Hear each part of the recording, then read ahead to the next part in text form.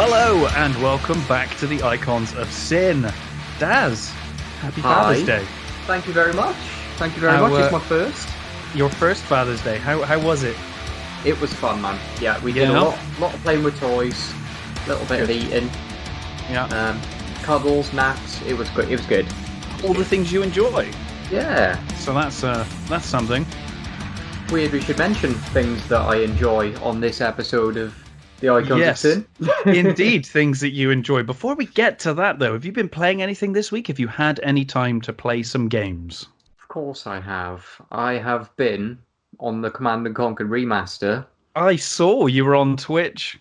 Yeah, I did a little bit of streaming, but yeah, I've been playing it more sort of personally, like after work and things like that, having a few hours here and there. I'm very much loving it again. How is the Nod campaign going? I assume you're still playing through the Nod campaign? Yes. So looking at the world, well, I say the world map, the African map. Mm-hmm. I have. Is Africa with Nod and isn't it North America with GDI? Something like that. Yeah. Yep. I have probably about 2 missions left. Nice. You're nearly there. Yeah. So you've got all the core weapons now. Everything's good. How are you finding the remaster?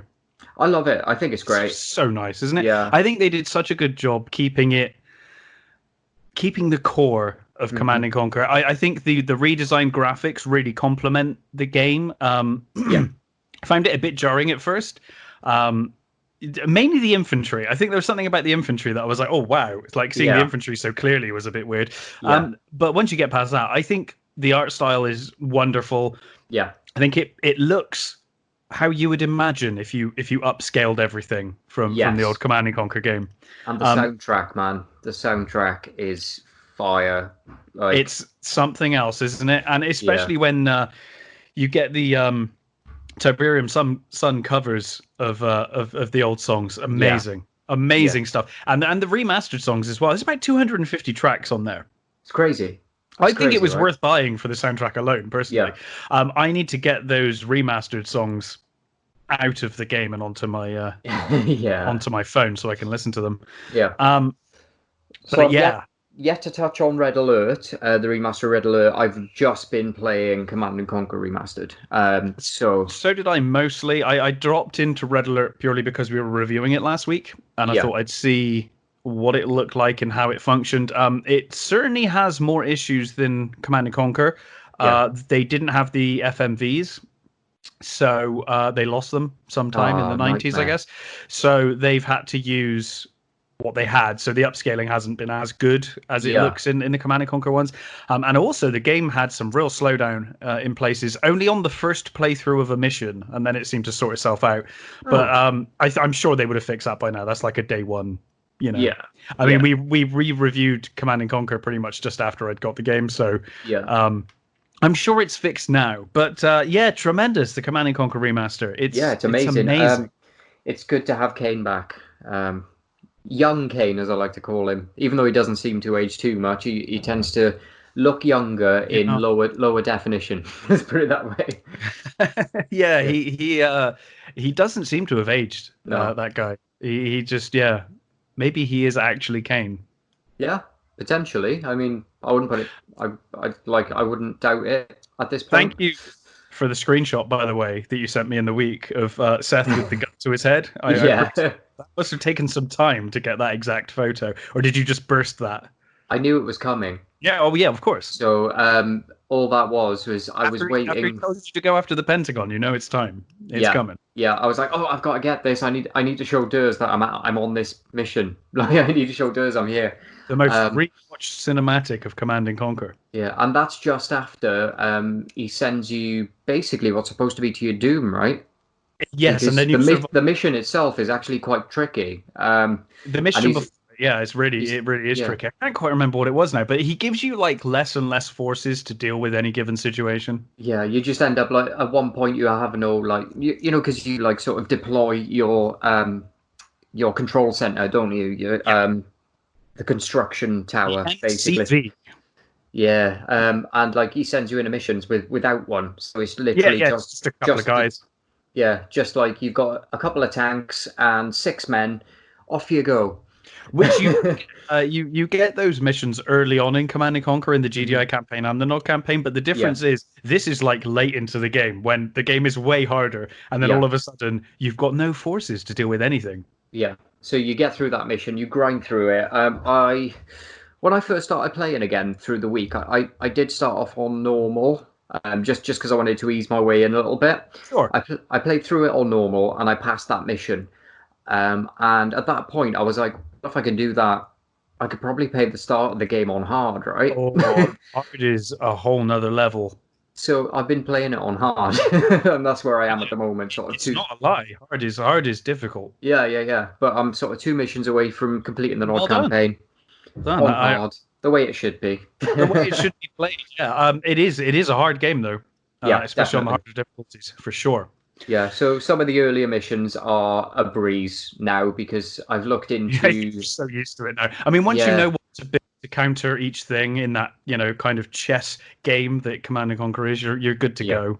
Yeah, it's all about taking your time with the missions. Yeah, you need to, the thing is, you need to build defenses and build your forces.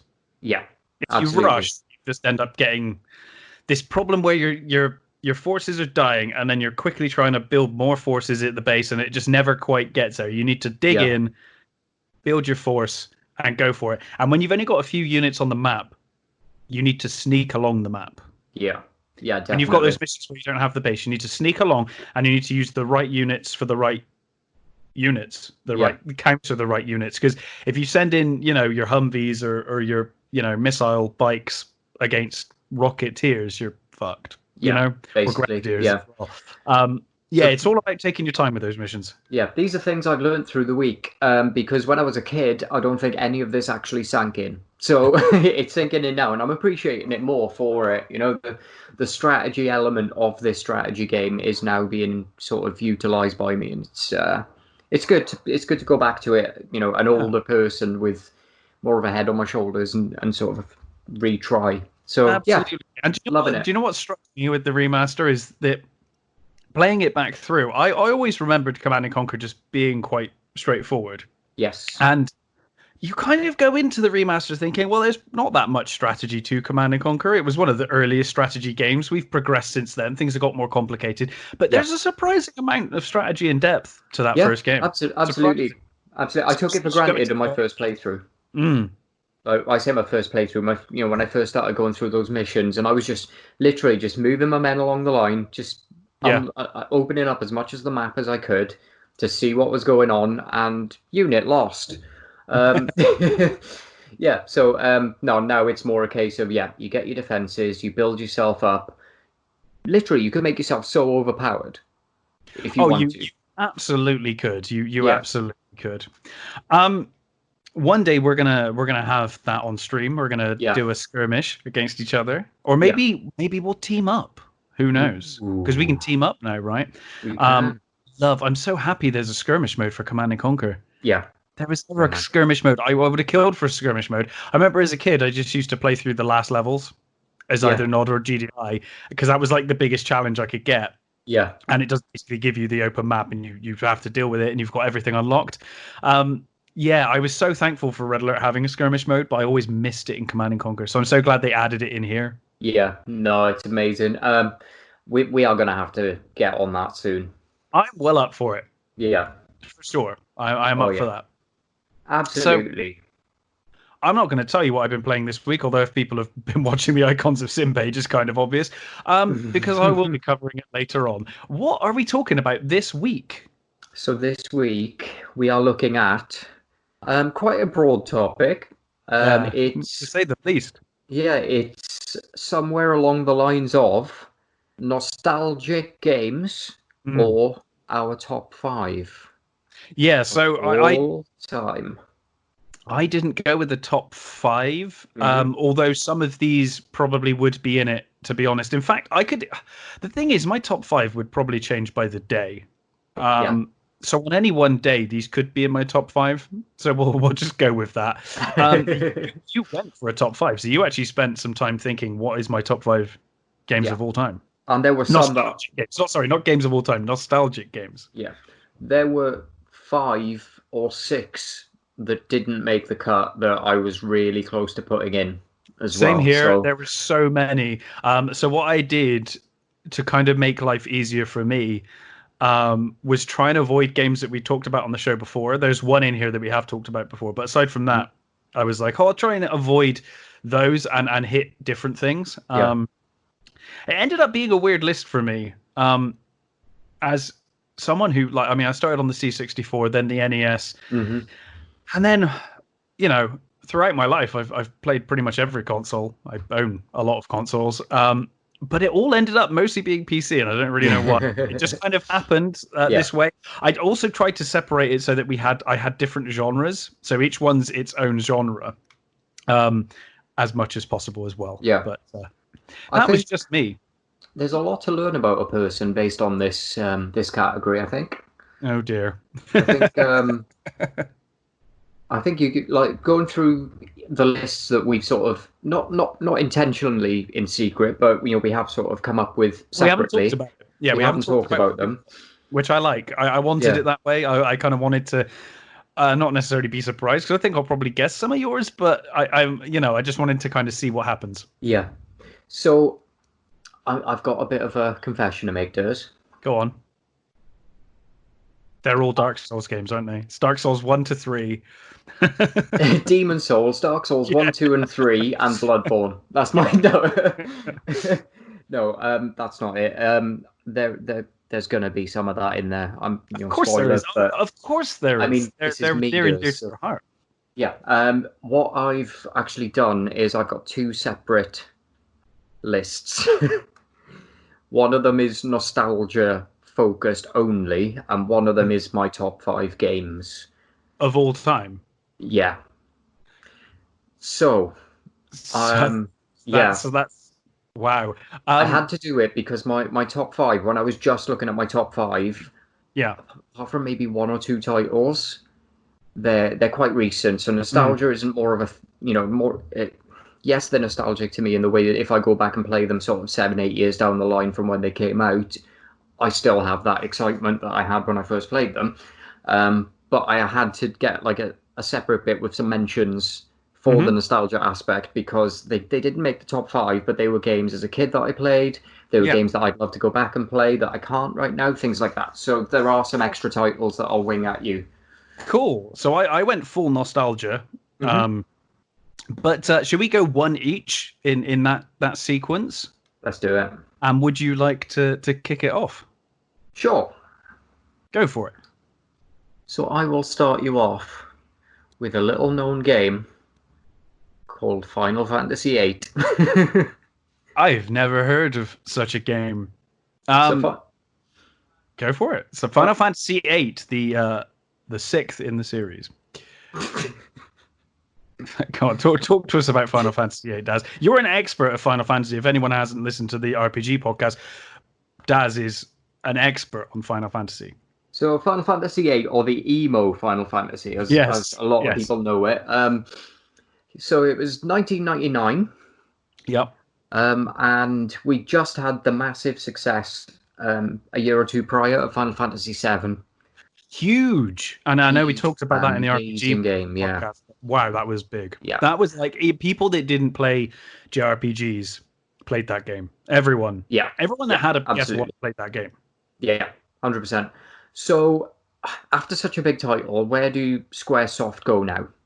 In my opinion, in a very brave direction. Yeah, absolutely. They basically made the coming of age Final Fantasy game. Yeah. So you wake up from a battle with your soon-to-be known rival Cypher in the infirmary of Balaam Garden. Mm-hmm. And Dr. Kadawaki is giving you a little wipe on the forehead where you've got your nice little gash.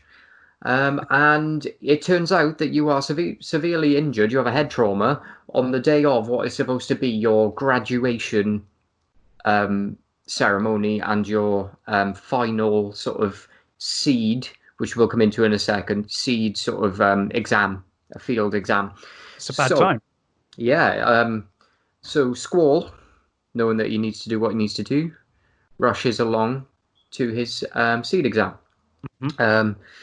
So this is where you're introduced to the element of Guardian Forces, and a force that I love.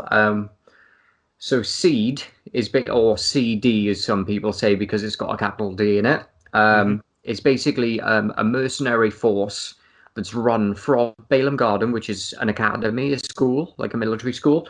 And they are sort of hired mercenaries that are sent out to work for money, and the money funds the school.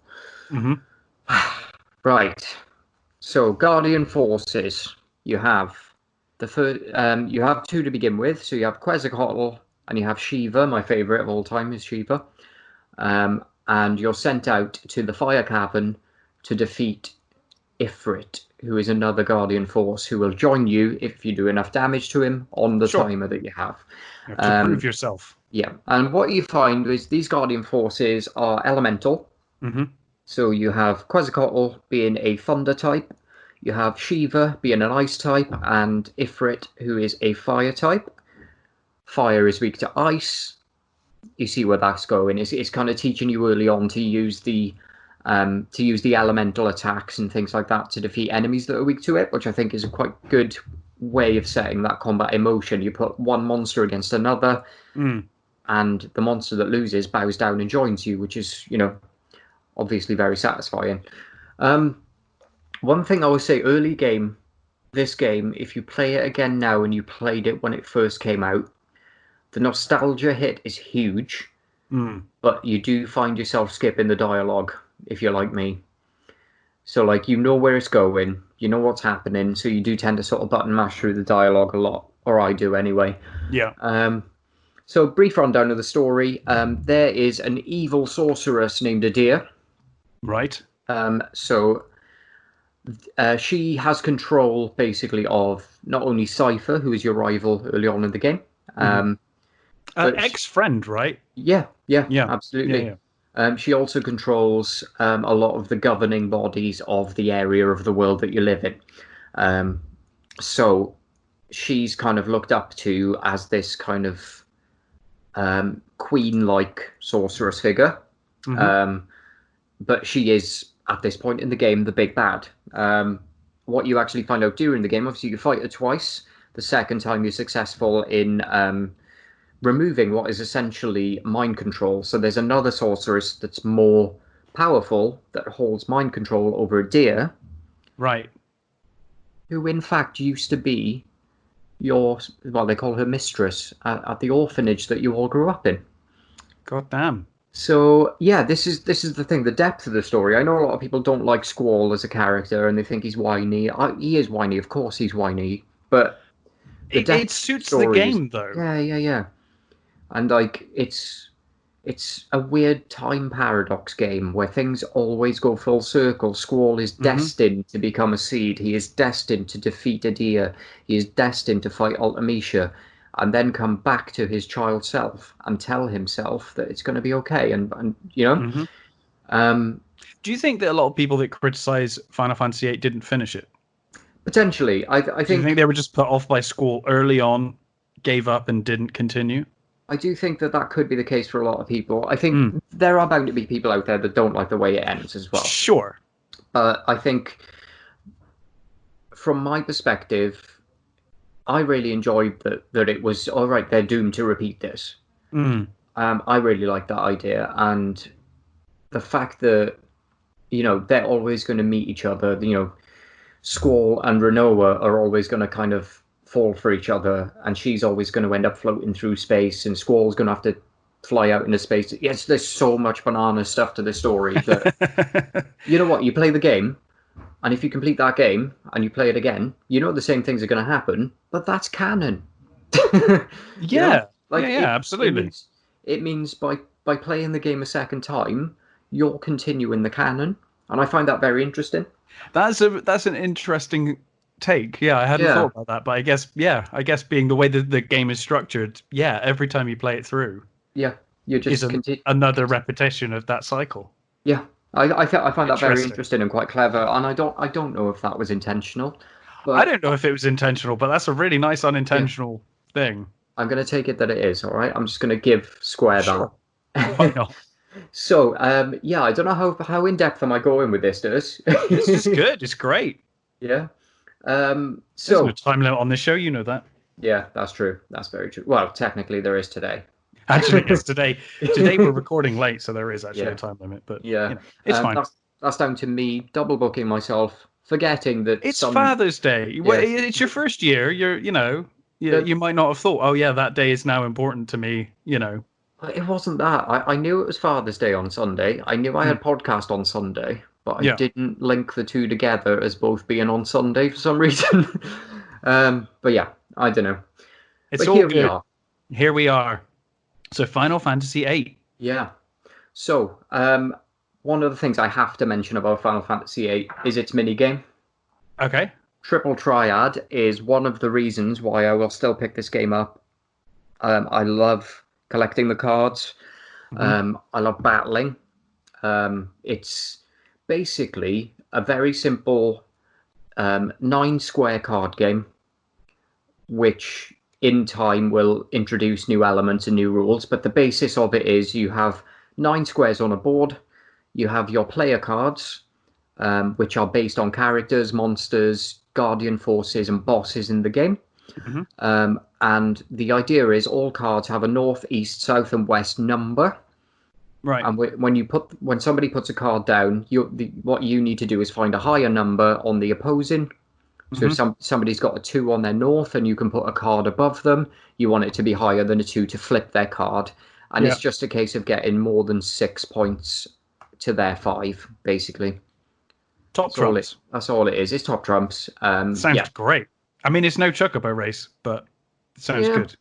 No, I know, but no, I do love it. I think It's the kind of thing that if it was released today, much like in the case of The Witcher, Gwent, yeah, you would get it as a separate game as well. It would yeah. come out, you know. And there is Triple Triad online, I believe, or there Oh, there was. is. Oh, okay. Well, there Yeah, you go. yeah. The thing for me is the collecting. That's the big part of it because I could sit there and play all day, Yeah. but it's knowing certain NPCs have certain cards. You can go and play against that NPC. So when And you play against them, you get their cards, I assume. yeah, If you flip a card, you keep it. I'm assuming. Is that the rules? so it's if you win the game, Mm-hmm. if you win that round, you get to choose one of their cards. Okay. It does come into it later in the game where there's an option called many, Mm. where if you win the game, you can just take all their cards. But presumably they can do the same to you. Yes, absolutely. So the stakes are risen. Yeah. But yeah, I think That's what save games are for. It's fine. Oh yeah, absolutely. Yeah. When playing Final Fantasy, any Final Fantasy game, I have 2 save files, Mm-hmm.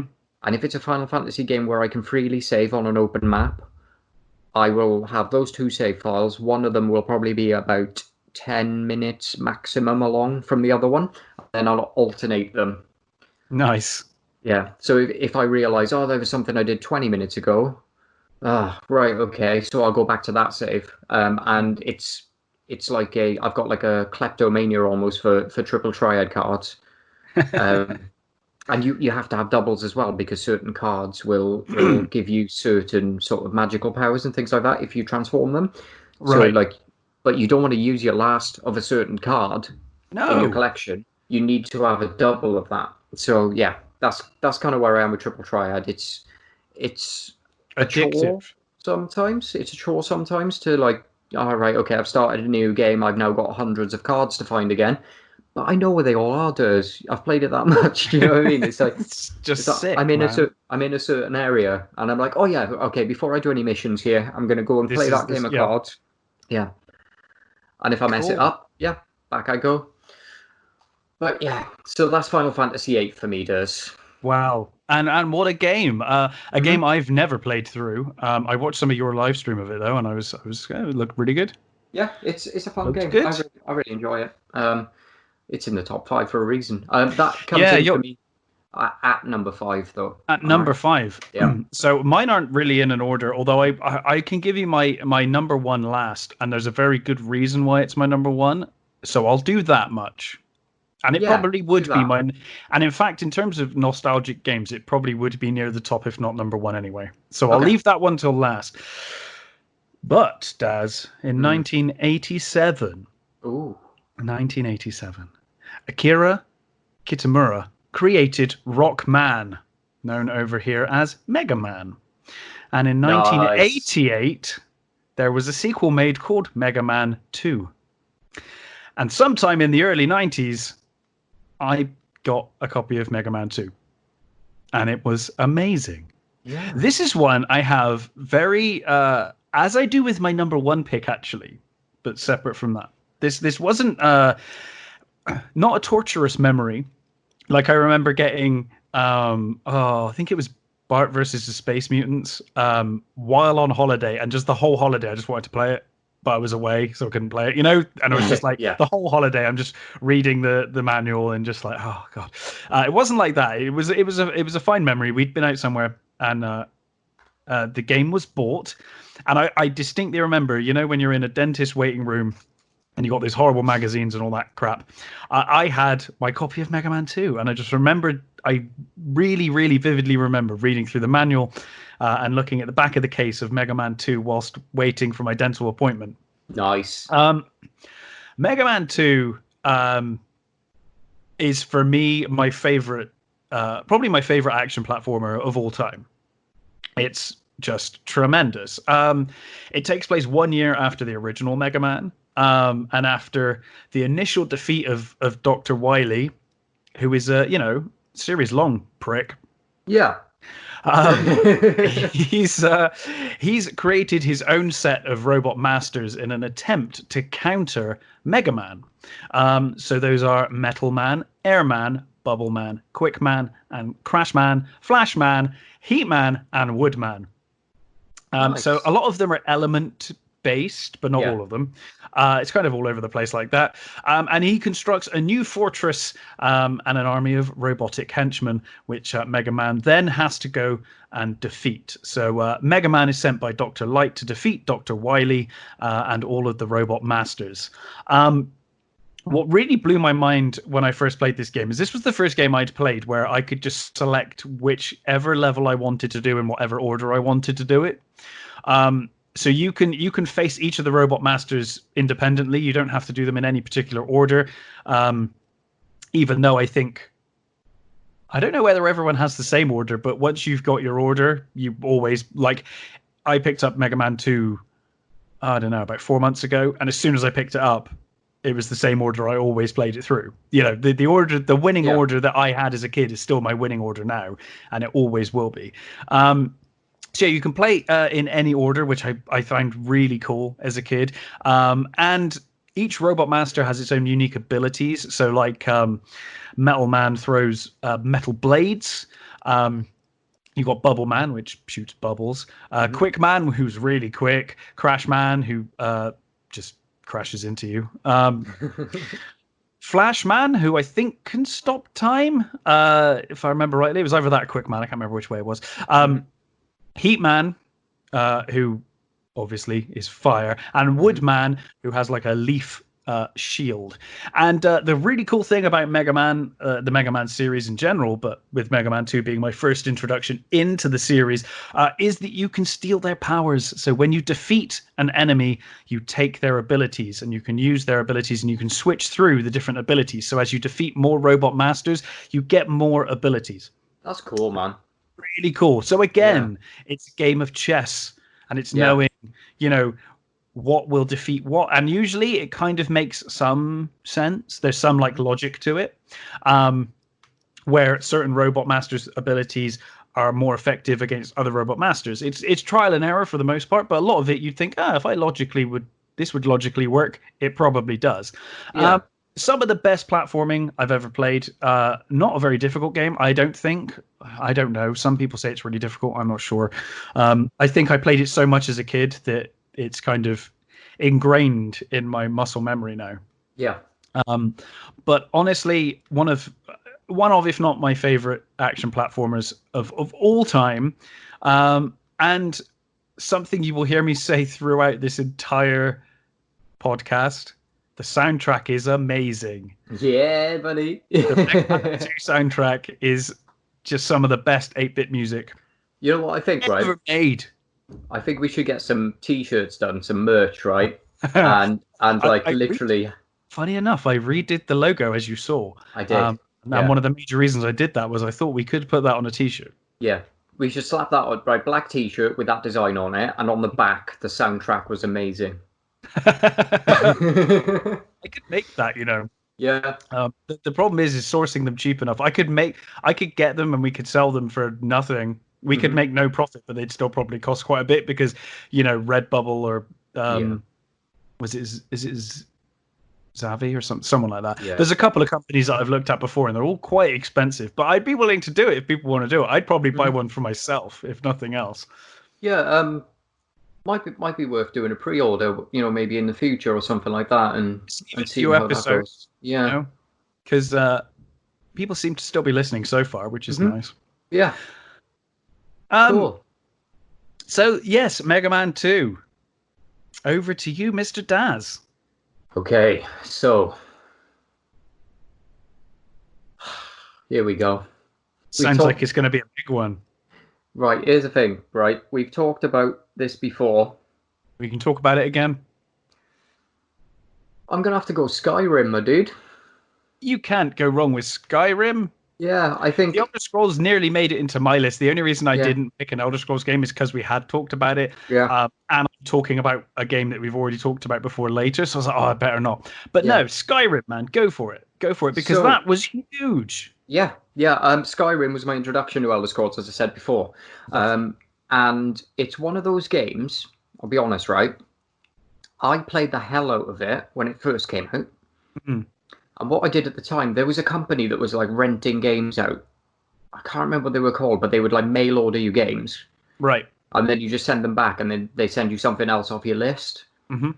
And it would literally just come through the post. I put it in, and like you could ask for extensions and things like that on your account with them. Yeah. Can't remember what they were called now, but you know we're talking when Skyrim came out, so like over 10 years ago now, isn't it? Yeah. So when Skyrim came out, I played it to death. Hmm. I loved it. There was a lot of learning with it because I mean there were times where I would try to run past an enemy and go into the next door, and then Mhm. I'd realise, hold on a minute, I'm trapped because now I can't go back out because they're still there. I had no idea what I was doing. Like it was the biggest scale RPG that I ever played. Had you played many Western RPGs at this point? No. No, so you were like JRPG, which is very different. Yeah, exactly. game style. So I went into it with the Final Fantasy mindset, and came out of it just completely blown away. It was nothing like what I expected. The scale of it was huge. The dragons were gorgeous for their time. Oh, for the time, I remember thinking, yeah, the dragon looks amazing. But also I distinctly remember playing it and just being a bit like, well, you know, it looks a little bit better than Oblivion. You know, Yeah. it did look better than Oblivion, but not like leagues Yeah, above Oblivion. yeah. But then I saw the water and I was like, oh my goodness, the water was amazing. The water animation, especially when you walked through it. I spent ages walking backwards through the water just to watch it. It was like, incredible. Yeah, I mean the amount of times I've been attacked for just staring off into the distance. Oh, it's a beautiful game. Yeah. You could totally do that. Yeah. Yeah, it's one of those things where you can like literally get yourself up to like High Hrothgar or somewhere like that. Just get yourself up a big old mountain and just look around into the distance. Like the depth of field on the game is ridiculous, and you It's can one of those mod it. games. Oh my goodness, the mods. It is sort of just before we get to, because mods is a huge part of that. Yeah, It's one of the few games where I've done that, where have actually stared off into the distance. Another game that I did that with a lot. In fact, it was one of the first things I did when I bought the game. Was GTA 5. oh, lovely. Just grab a car, drive up into the hills, and just watch the sunset. It's gorgeous. Yeah, just You know, for Los all the Santos. violence and stuff in that game, like it's just the most beautiful game. You just watch stuff. You know, Los Santos on a sunny day yeah, from you know where the fake Hollywood sign thing that's is. exactly what I was thinking of. Yeah, like go up there and just stare off and watch the sun go down. It's beautiful. Until you It's get attacked ridiculous, by a man. mountain lion. Yeah, fair enough. Yeah. And I'm sure there's a place in that as well where you get haunted by a ghost as well, isn't there? But I think there probably is, yeah. and there is in Skyrim. Mm. You get haunted in Skyrim. Yeah. The thing I loved most about Skyrim was the just as someone who never plays the main campaign of a storyline generally, I just like to bugger about. If I'm playing an RPG, Mm-hmm. I will they'll give me my quest and I'll leave and immediately get distracted by something else. Yeah. Skyrim and in fact most of the Elder Scrolls games up to that point as well, or increasingly more and more. By the time you get to Skyrim, it's so easy to get distracted. You're just walking along and then you're like, a talking dog. Okay, I'm going to go follow this talking dog now, see where that takes me. It's amazing. Anyway, this is one of your entries. Tell me about it. It's all right. You can always tell a good title by the way that somebody else can talk about it as well. So one of the things that is big for me in Skyrim as well is the amount of factions that join. Yeah. So you do have obviously College of Winterhold, who are mages. You can join the companions, who are basically fighters. You first come across them. We talked about this before, fighting the big troll. Yes, as you come down the the troll, the giant. I'm not a giant. Yeah, sorry. Yeah. So it's when you come in, you're heading towards I forget the name of the castle. One of the Whiterun, isn't it? Whiterun. Yeah, so you're heading towards Whiterun. They're fighting the giant on the farm, aren't they? Yeah. I gotta say, I'm not a big fan of the companions. I find them a little bit smarmy for my liking. Yeah. Mine. Not a huge fan of companions in games anyway. I tend to tell them just to stay there. Yeah, I've got two factions or guilds that I love to be a part of. And depending on the playthrough, if I go back and play through it now, because I haven't done it for a while, it will probably be the Thieves Guild. I was going to say Thieves, yeah. And the other one, can you guess what it is, Durs? I mean, I'm going to assume it's not the werewolves, because that would break the game. It kind of breaks the game. I mean, you can still kind of do it, but I don't know. The Dark Brotherhood, my man. The Dark Brotherhood. Okay. Always. It's going to be one of them. Yeah. So I basically, when I'm in Skyrim, when I am Dragonborn, I like to be a thief or an assassin. That's basically how I play the game. I'm a big fan of both of those guilds, and the fact that there are so many NPCs in that game that if you become kind of in cahoots with one type of NPC, you will find enemies. Oh, for sure. Yeah, like it makes the game far more interesting if you're part of a clan or a faction. Yeah, absolutely. For sure. It's kind of like, Karma in Fallout. Yes. It kind of reminds me of that a little bit. And obviously we're talking Bethesda.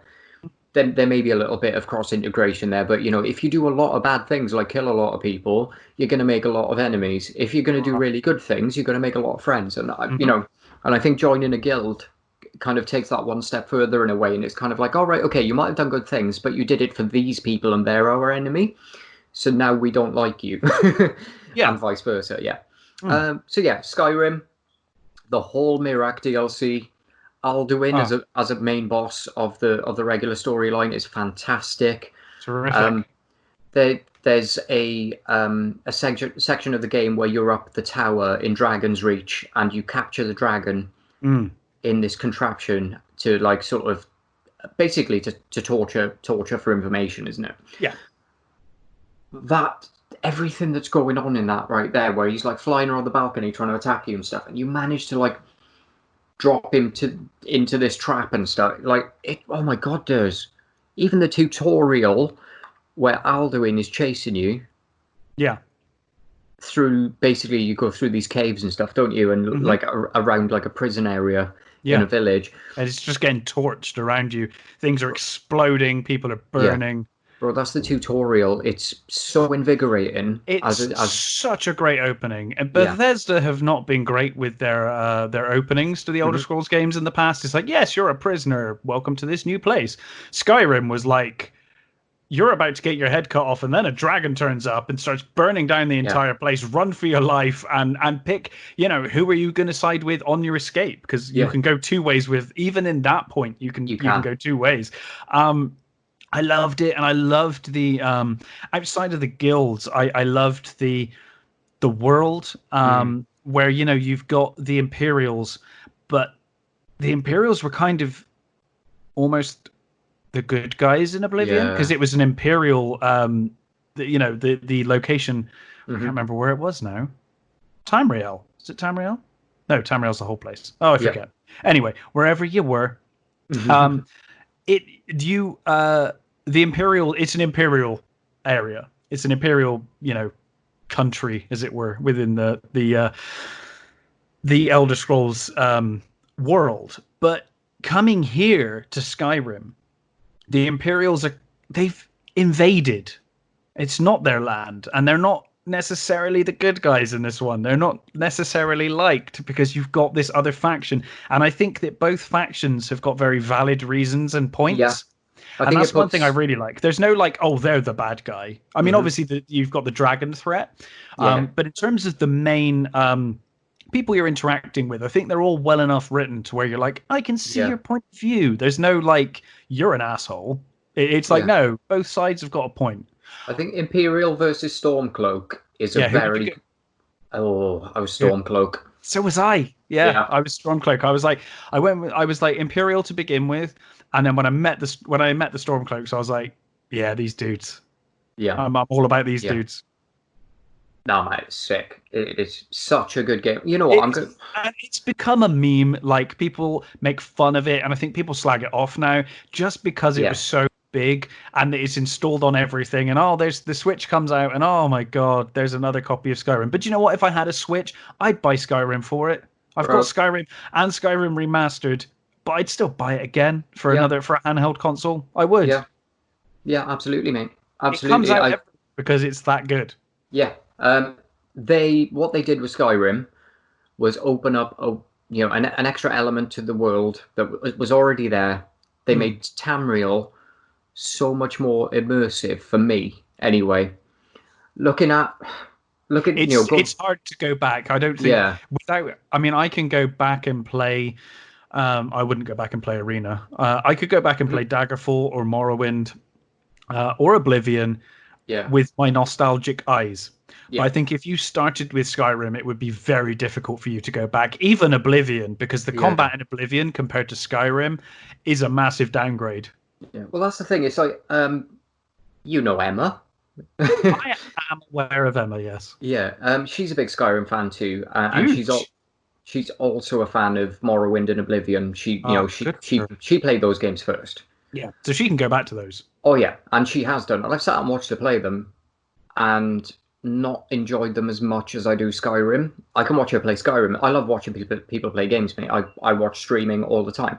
I haven't put Morrowind in my list, but just to say, when Morrowind came out, the graphics and sound effects of that game were mind-blowing to me.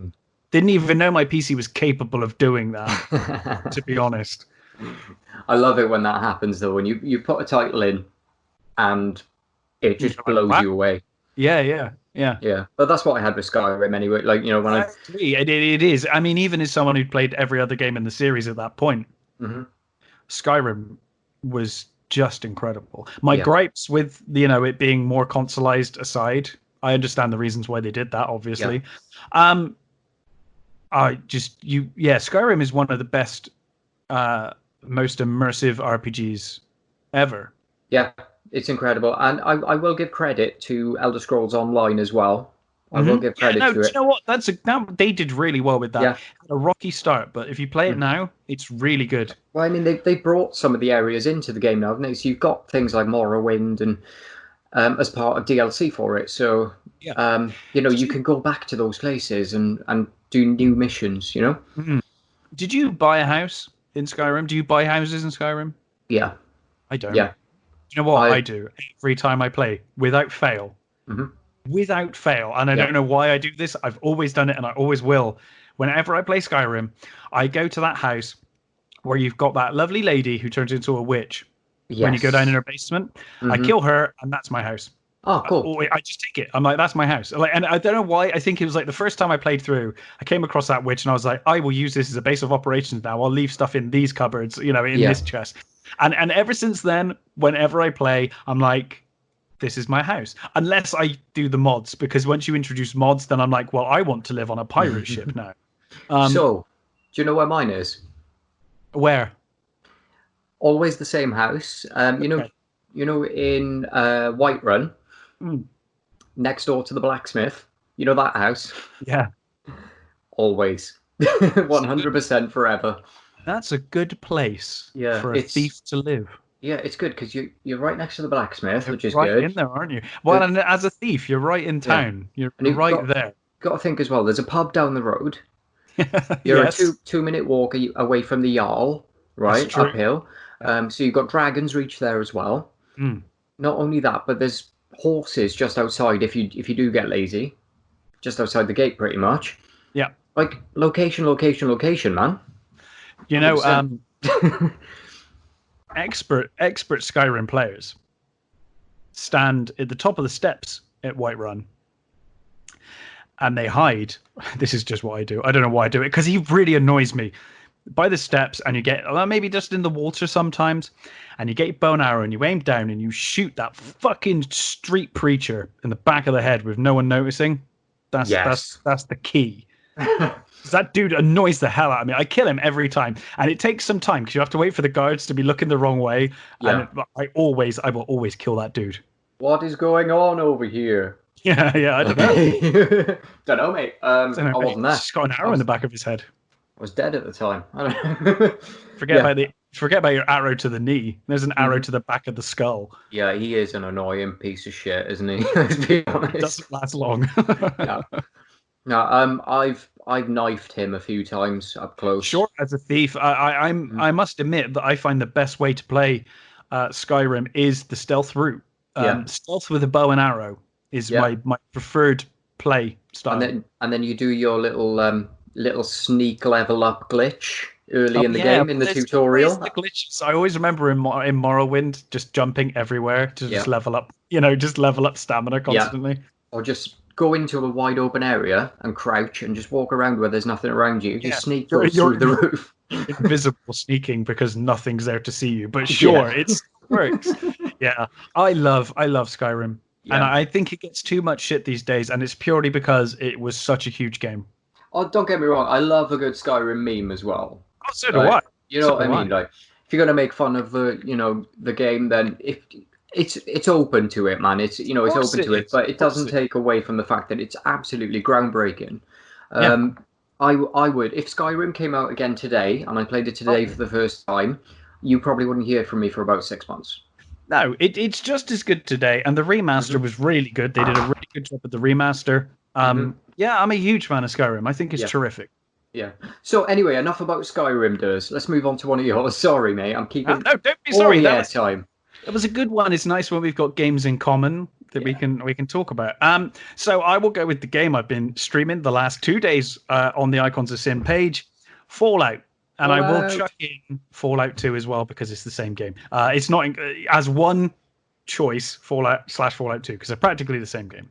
So released in 1997, Fallout is the game that most people who've played the Bethesda Fallout games haven't played, but probably should play.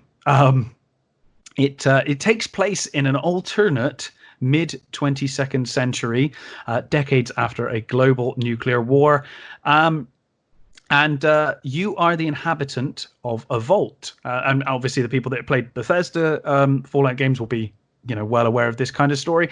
You play the inhabitant of a vault, and it's part of a network of nuclear shelters that have been set up around the United States. And you're forced to venture out. You're the first person to leave the vault due to the water chips in your vault having failed. So the water chip that regulates all the water in the vault has failed, and you need a replacement to save everyone in the vault. It's a spiritual successor to Wasteland, which was created in 1988 by Brian Fargo. He was the director of Wasteland and also is the director of Fallout 1 and 2. This game, for me, and there were a lot of RPGs I could have chosen for the most nostalgic, but this one I think I've probably got more fond memories of than any. I played Fallout 1 so much, especially because when the game first shipped, it didn't. It had a time limit. You had to. Right, okay. Well, there's not a time limit for the whole game. There's a time limit initially, so you have to find the water chip within a certain amount of time, otherwise everyone in the vault dies. But they soon patched that out. So once it was patched, I just took forever, and I was like, I'm ignoring your water chip. Don't care. I'll come back to it. But what I love about this game is just the brutal, gory deaths, the bleak visuals combined with this amazing dark humor. Yeah. Which continues on to this day with the Bethesda stuff. I think Bethesda have done a really great job in a lot of the Fallout stuff they've done in capturing that. It's just one of the best written worlds to exist in. And I think that shows, with Bethesda now, where like it's a fascinating world to inhabit. That 50s, 60s vision of the future that we get, where the robots are like the robot from Forbidden Planet and all of that kind of stuff. I love all of that. Yeah. Just tremendous art style and a tremendous world to inhabit. It's fascinating. There's alternate history that we live in. I love the kind of social commentary that we get, especially if you read the logs in the games. Like you find out, I don't think you even find out in Fallout 1. I think you find out in Fallout 2 that a lot of the vaults were, while they were there to save people, a lot of them were social experiments. And Vault 7, the vault that you come from, Vault 13, was specifically only had one water chip. And you find in Fallout 2, you find a vault that's just full of water chips. There's like millions of them. But they purposely only gave them one to see what would happen. Like they do in future Fallout games, like with Fallout 4, they're like, oh, we're going to cryo sleep everyone and, all of that stuff. They started messing around with people. And I think they did with the vault in Fallout 3 as well. I think there was some social experiment going on there, but I can't remember what it was now. So yeah, each vault was kind of like while they were to save people, they were also a social experiment. And yeah, just a terrific game. It was originally going to be using the GURPS license, but I think it either cost too much or it lapsed in the time it took them to make it. So they created a custom system called Special, which was strength, perception, endurance, charisma, intelligence, agility, and luck. Yes. Which is now like infamous or famous to Fallout fans. Yeah. Obviously the Pit Boy and that art style of the Vault guy is just iconic at this point. As soon as anyone sees that, they're like Fallout. They know it's Fallout. Yeah, absolutely. There was trivia with that as well, wasn't there? Where Vault Boy is holding his thumb out in front of him like a thumbs up.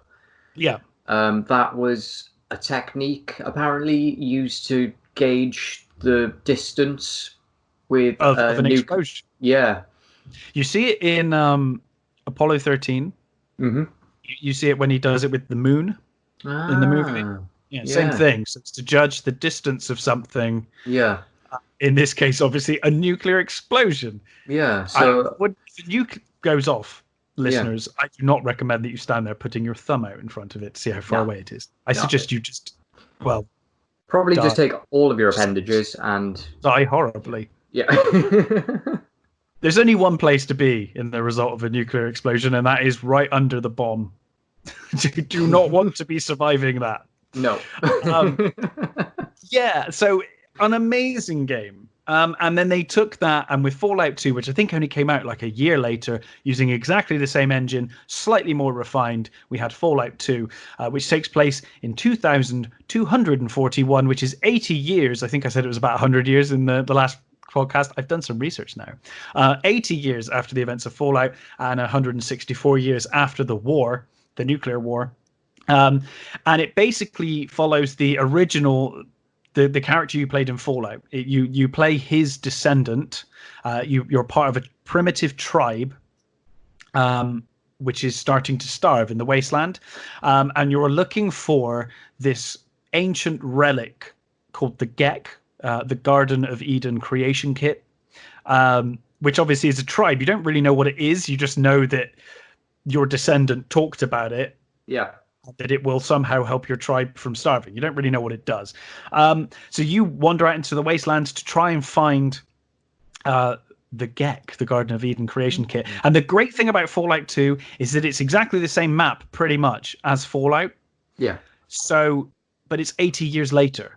So you get to see how your actions in Fallout have affected the world in Fallout 2. So you're in exactly the same location, but everything's changed. Where you would have once had like a small town, you've now got a huge city.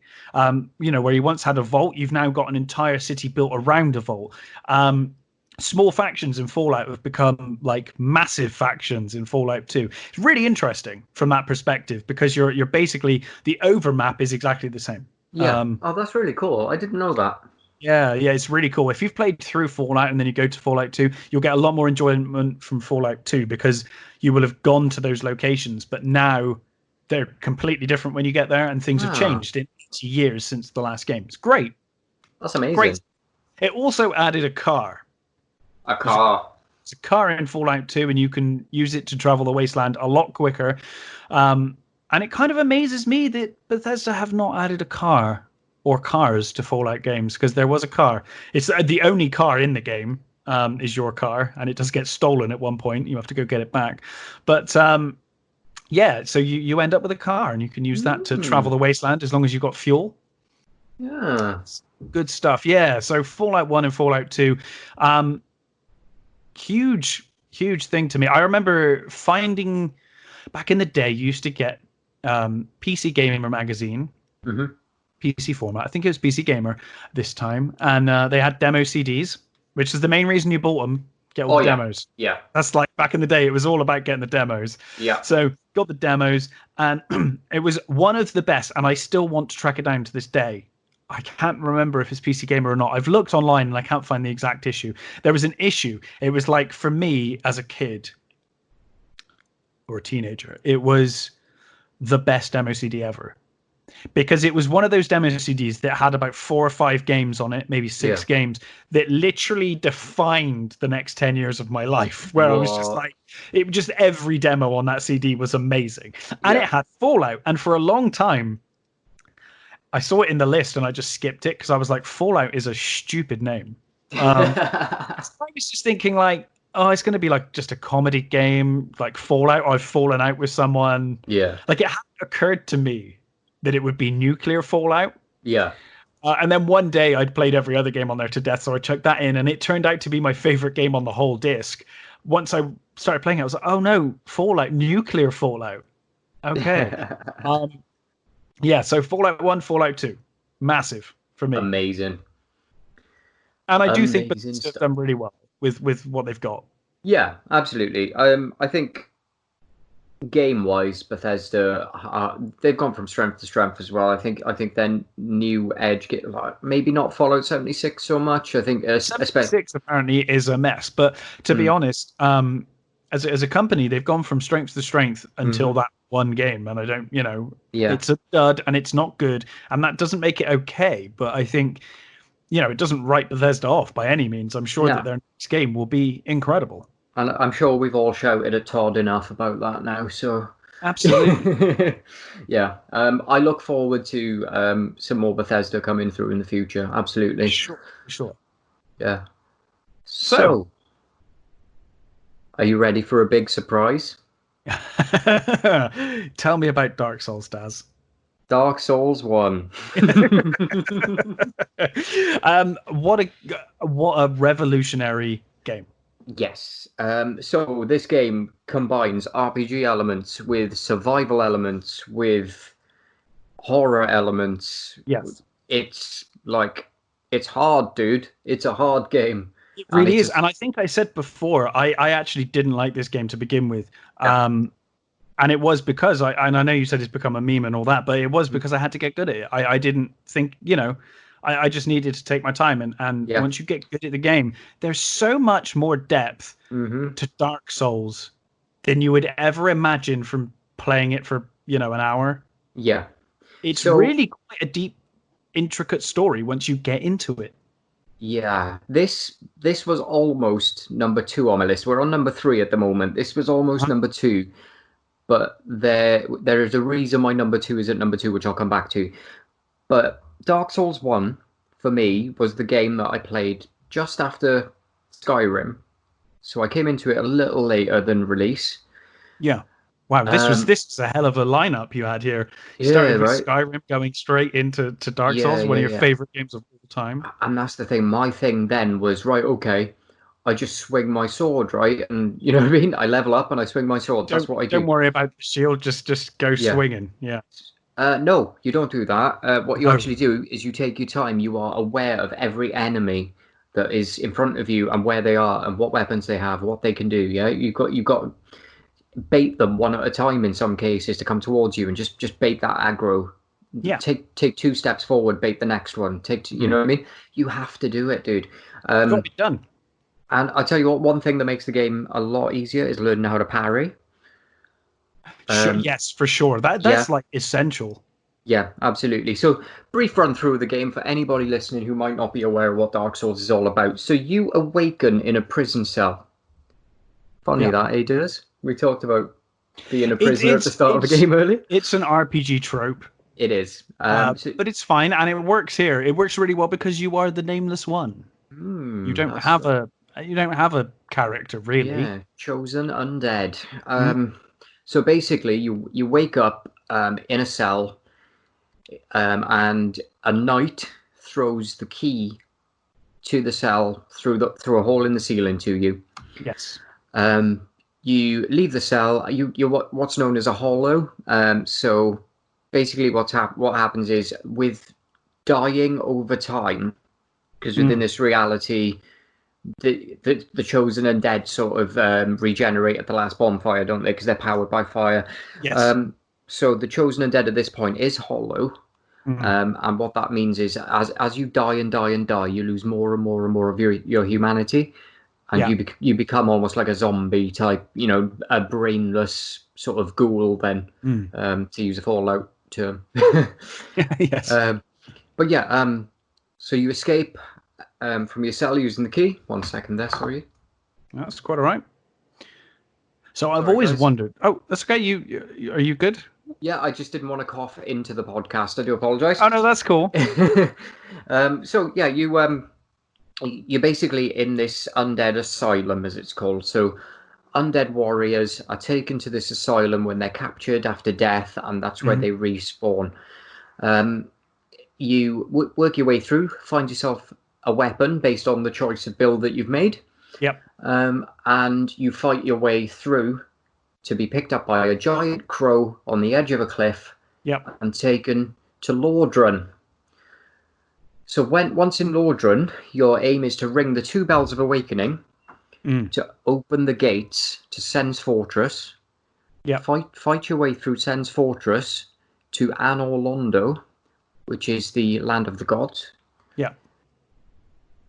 Defeat Ornstein and Smo to obtain the Lord Vessel.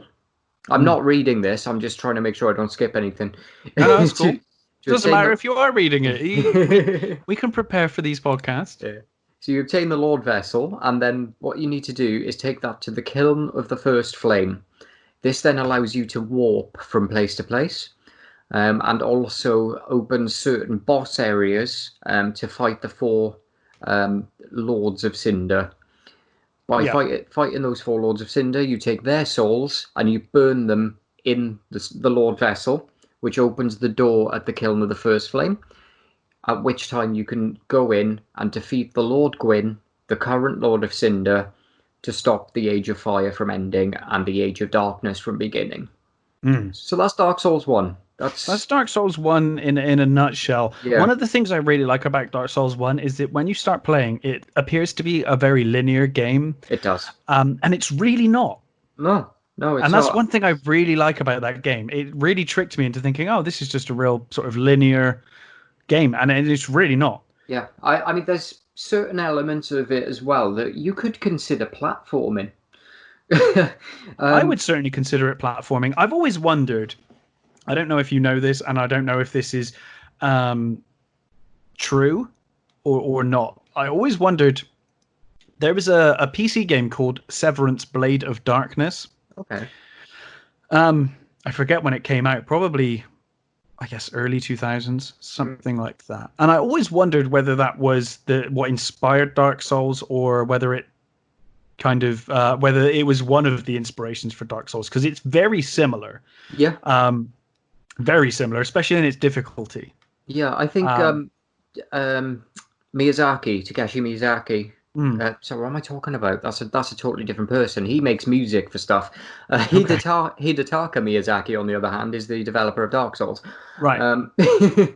I think in interviews and stuff, he has mentioned a lot of influences from other titles. He wanted to. It reminds me a lot of. It reminds me a lot of Severance. It reminds me a lot of Die by the Sword as well. Yeah. He definitely takes a lot of influence from other titles and tries to make them his own and gives them that little Miyazaki spin. He's certainly succeeded. Oh yeah, absolutely. I mean, for a man who went from making Demon Souls, which is a great game, it's a great game, and we're getting a remaster. We're getting a remaster. Indeed. But yeah, I mean, like all of these titles he's come through that have been amazing games that have split audiences because of their difficulty mainly. Yeah. And people just haven't been able to get along with them, or they've loved them. They're the Marmite of games in a lot of cases for people. But I mean, the man last year got Game of the Year. Deservedly so. Yeah, the from what I hear from you. Yeah, IGN Game of the Year. Still haven't played Sekiro, but from what you've said, I mean, it's a fantastic. Sounds like it deserved it. It's a fantastic game. It's not Dark Souls. It's sure, and you wouldn't want it to be. No, it has certain elements that are similar.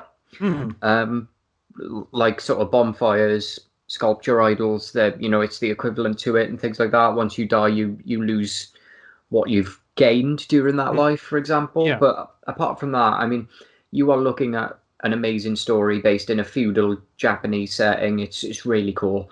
But yeah, back to Dark Souls real quick. What I will say is I did not complete this game for the first maybe 6 years of playing it.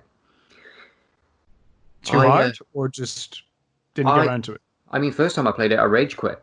And I didn't play it. I've rage quit. I am not ashamed to say I've rage quit Dark Souls several times. Yeah, I did it once. And to be fair, there is some real bullshit. Oh, yeah. There is. I mean, there's some stuff where you just need to know that that's going to happen to have ever avoided it. Yeah, the game trolls you sometimes. It does. Absolutely. And it's fine. It's fine. Yeah. Once you get that that's what the game's about and that's what happens, it's fine. But yes, as a new player, I definitely rage quit a few times. Yeah, Dark Souls for me makes games like The Witcher and things like that. It makes them less about combat and more about story and look. Absolutely. If I want to play a game where I struggle to fight, I'll play a Hidetaka Miyazaki title. Yeah, they make you struggle. Yeah, absolutely. So yeah, Dark Souls 1, number 3 on my list. Absolutely love it. Still play it to this day. I have so many hours in it. I can't tell you how many because it's on PS4 at the moment, and I haven't got my PS4 in the room with me. But yeah, I mean, I've gone from doing playthroughs that take me 150 hours to complete it to being able to get through it in like 4 or 5 hours now, and yeah. I will not be speed running it. No. That is too RNG heavy, and I would not like to stress that much. But also the problem with streaming like that, like I streamed Brutal Doom, hurt me plenty a couple of weeks ago, and I didn't say a word the whole time I played it because I just had to concentrate. I was like, I need to just concentrate. I can't talk. Yeah. Playing through Fallout was fine. I can talk through Fallout, but yeah, if I was doing a Dark Souls playthrough, I don't think I'd say a word other than fuck every now and again. It would need full concentration and a lot of stress. Yeah, man. And I've seen a guy recently. I think he did 116 minutes. No, sorry, 1 hour and 16 minutes. Dark Souls 1, all DLC, all bosses. Horrendous, but that's incredible. Yeah. If you've played through it, that's ludicrous. Yeah, it's disgusting. Like I say, man, it was taking me a long time to get through the game originally. And knowing boss patterns is key. Absolutely. You know what I mean? And it's like, now that I know all the boss patterns, yeah, I can play it in a day. That's you know what I mean? That's no problem. Sure. It's 24 hours in a day. Yeah. I could play it 3-4 times in a day if I stay awake, but Yeah, no speed runs, please. no, Not for me. fair It's enough. too much of a commitment. But It's yeah, one hell of a commitment. on to you, Mr. Durs. Give me a title. Well, as I said, I'm trying to pick titles that are different genres in my five nostalgic games. Mm-hmm. So I decided it was time for a point and click. Ooh. Yes. Released in 1997, and not an adaptation of the Ridley Scott movie, but instead a sidequel telling an original story which runs parallel to the film's plot with occasional intersecting. Blade Runner by Westwood Studios. Nice. Westwood Studios are back. Westwood when they were peak. 97 is peak Westwood. Mm. We're well into Westwood now. We're into Tiberium Sun coming Yeah. along. Yeah, Blade Runner. Oh, what a game! I assume you like Blade Runner the film. Yes, Okay, absolutely. so if you like Blade Runner the film, this is the game for you. Okay. This game runs parallel to the story of Blade Runner. It doesn't do anything to mess with the story of Blade Runner. Blade Runner is fine. It Good. is sacred. This game occasionally intersects, but it does nothing to change it, which would be a horrendous crime. Oh yeah. Yeah. So, Yeah. set in 2019 Los Angeles, the game tells the story of Ray McCoy, who is an elite detective charged with hunting down replicants, dangerous replicants, which are bioengineered androids. If you've watched Blade Runner, you know the story. They look like humans, they act like humans. They've got an expiry date. If they don't, if they continue, then they are hunted down. And in this case, if they're dangerous, they're hunted down. This game came on 4 CDs, which, again, for the time, 97, pretty big deal. Oh, yes. And features stunning visuals, absolutely amazing visuals on this game. Pre-rendered, much like, the Resident Evil backdrops. Yeah. We've got the pre-rendered cutscene backgrounds with the pixel characters in front of it that you interact with. Yeah. Focuses a lot more, unlike a lot of point and click games, which are kind of more puzzle based or combat based. This focuses on detective work, and the vast majority of the game is just you searching for evidence, gathering evidence, and questioning suspects and analyzing clues. Because in the game there are 15 suspects. Okay. 15 suspects. Only 2 of those 15 are always a replicant. Right. Only 2 of them.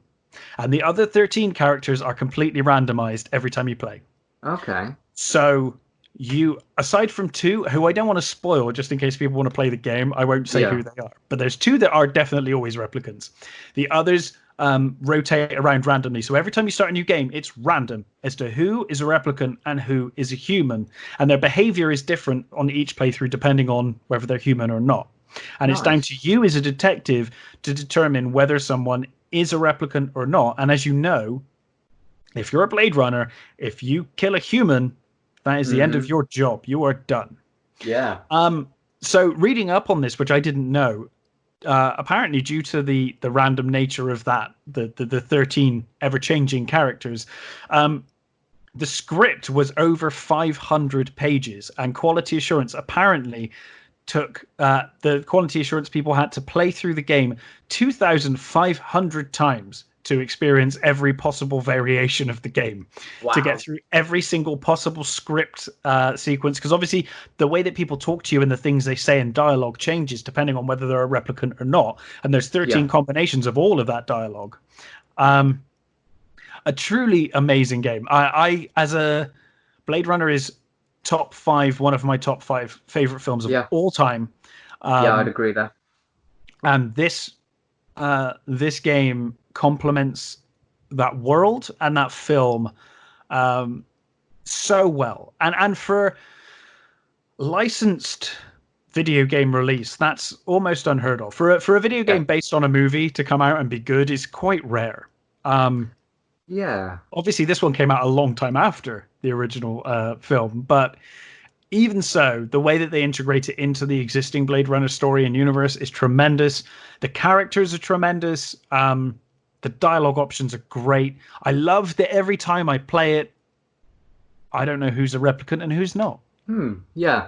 Yeah, It's that's really fun. cool. Makes it fun. It means that once you played through it once, it's fine. You can go play through it a bunch of times, and you'll still get a different outcome, different stories, different. You can't guarantee that that person's a replicant now because they were last time. It Yeah. doesn't work like that. You need to gather the clues. You need to put things together and work it out. It's great. Nice. Love it. Tell me about the soundtrack, Durs. It's tremendous. I You know can put that on something. a t-shirt. Oh, go Yeah. on, tell me. I know something about the soundtrack now. All of a sudden, out of nowhere, via Google. Wow. Do you It's know funny. who did the soundtrack? I actually don't actually. Frank Kopacki. Well, no wonder it's good. Oh, I should have known that because it's fucking 97 in Westwood Studios. Yeah. Yeah.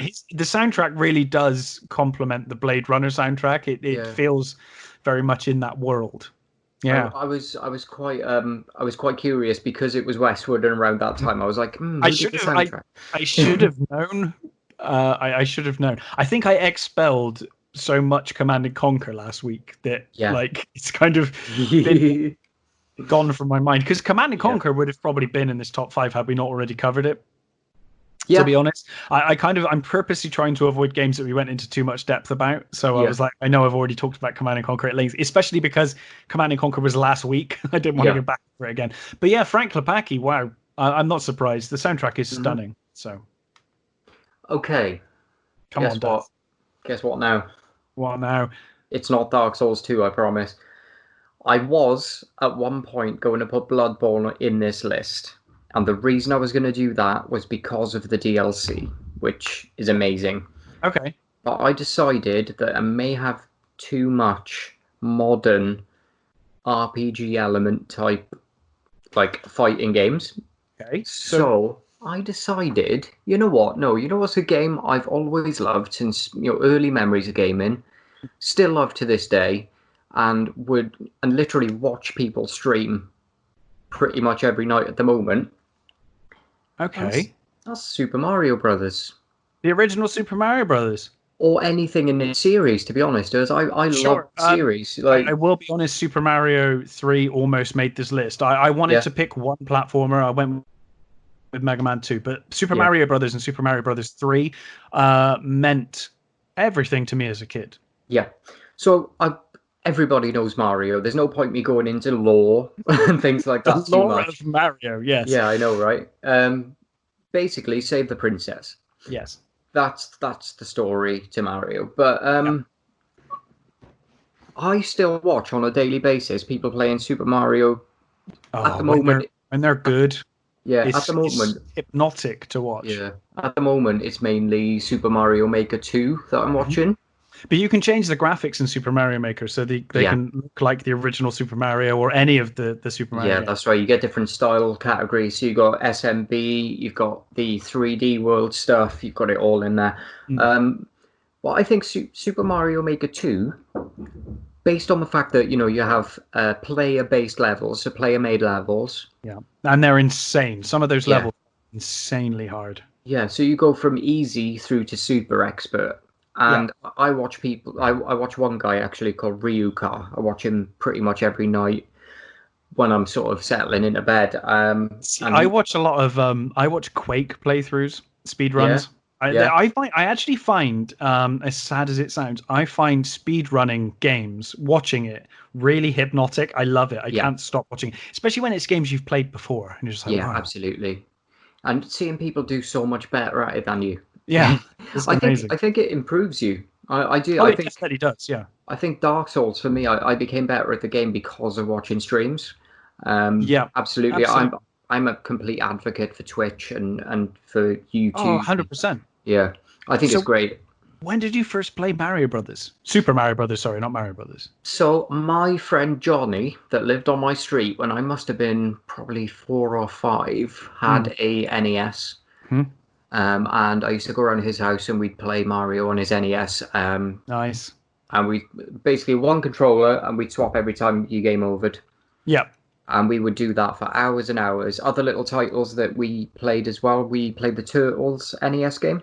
It's a good game. It's a really good game. Like Impossible Last Level. Oh, yeah. Still haven't played it to this day. Yes, we used to play that. And Duck Hunt as well. We used to play a lot of Duck Hunt. I love Duck Hunt. Yeah, classic, man. That gun. Yeah, I've still got it. It's upstairs. Nice. I've still got my NES. The NES was the first console I ever had. Obviously, I had the Commodore 64 computer, but in terms of consoles, yeah. Yeah. NES was my first. I used to spend so much time over at his house because I didn't have a console at the time. I'd just go over and we'd sit there all day on like school holidays, and his mum would make us like sandwiches and stuff, and we'd just chill out and play Mario. Cool memories, some Sonic games, Vector Man, RoboCop versus Terminator. Oh, mate, Terminator 2. Terminator 2. A lot of Mega Drive games almost made it on this list because of going around friends' houses and playing them in the school holidays. So I'm glad you said that because I didn't pick one of those at the end. But I'm glad you did. Yeah, it was that or Bloodborne for my number 2 because they're both up at that level. Yeah, sure. But yeah, I didn't think Bloodborne I love, but we can talk at length about that at any point. I've already talked about it in a previous podcast anyway. So yeah. Super Mario Brothers Universe. Let's say that then. That would That works. If I can be really safe about it. And that includes Yoshi's Island and stuff like that. I love all those games. Yeah, they're amazing. Super Mario World was mind-blowing on the SNES. My favorite for me of all the Mario games is still Super Mario 3. Super Mario Brothers 3 is... it was one of those games, like I said, if I hadn't picked Mega Man 2, Super Mario Brothers 3 would have been the one I picked for this list. Obviously Super Mario Brothers 2 was not really a Super Mario Brothers game. It was, Doki Doki Panic that they changed to Super Mario Brothers in this in America and over here. But Super Mario Brothers 3 was such a leap forward. The art style as well. The art style was really interesting. Still my favorite art style. Yeah. And have you, the whole thing, the sort of trope that's gone around about it all being a stage show put on for the player and things like that. I think that's really cool. And, because everything's bolted to the background, really, isn't it? And everything's bolted to the background. I think that really started with Super Mario 3 because Super Mario 3, the menu starts with the sound of an audience, and you can see the characters behind a red curtain, and the red curtain parts, and there's all the players. Oh, there's all the characters like Toad and Mario, Luigi, and So I can see where that came from, and it kind of works, kind of. I think another big step in the series as well was Super Mario 64. I loved Super Mario 64. In my opinion, the best 3D Super Mario game. They've still not beaten it. No, to this day, and they've done some great ones. I love Super Mario Sunshine. I've loved the Super Mario Galaxies games. I think they're all great, but they've never beaten 64. No, 64 again. It's memories. I never had a 64. Neither did I. I own one now, and I play Super Mario 64 on it every couple of years. I love it. For me, that was around a friend's house. Same friend. Sleepovers. We used to do Ocarina of Time and Super Mario 64. And what was it Donkey Kong 64? Diddy Kong Racing. Diddy Kong Racing. That was the racing game. There was a Donkey Kong game on 64 though, as well. I think it was Diddy Kong Racing we used to play as well. Yeah, great. Yeah, good memories, man. Yeah, we used to play a lot of Killer Instinct 64 as well. Nice. Which is not easy on a Nintendo 64 controller. Those controllers are horrible. They're great. They're great for certain games. When it's a Nintendo-based game, they are not for fighting games. No. Can you imagine going from the SNES controller to the 64 controller in one leap? Yeah, that's what happened. Yeah, look at the shape and size difference, man. It's the weirdest thing ever. I've got both upstairs, and if you put those two controllers next to each other, they couldn't be more different. Yeah, it's so strange. They worked really well for the games they were designed for sure. Yeah. Yeah, I think they did design them with certain titles in mind, especially earlier titles. Yeah. So, Mr. Durs, My number two. Yeah, go for it. I have a number two on me. All right. So my number two. Well, if I go for a number two, you'll do another song. So that's a good point, actually. I should probably not. Let's go. Oh, 1995. My next two games are both from 1995, funny enough. Or just from coincidence. Apparently, it was a good year for video games. Mech Warrior 2, 31st Century Combat. You know, I've never played that. Oh, well. Obviously set in the Battletech universe. Set in 3057 with a plot revolving around an ideological conflict within the clans. I can't, obviously, it would take me forever to explain the Battletech universe and the history of the Battletech universe. Yeah. There are lots of clans. Okay. Those clans during this period have been divided into two ideologies.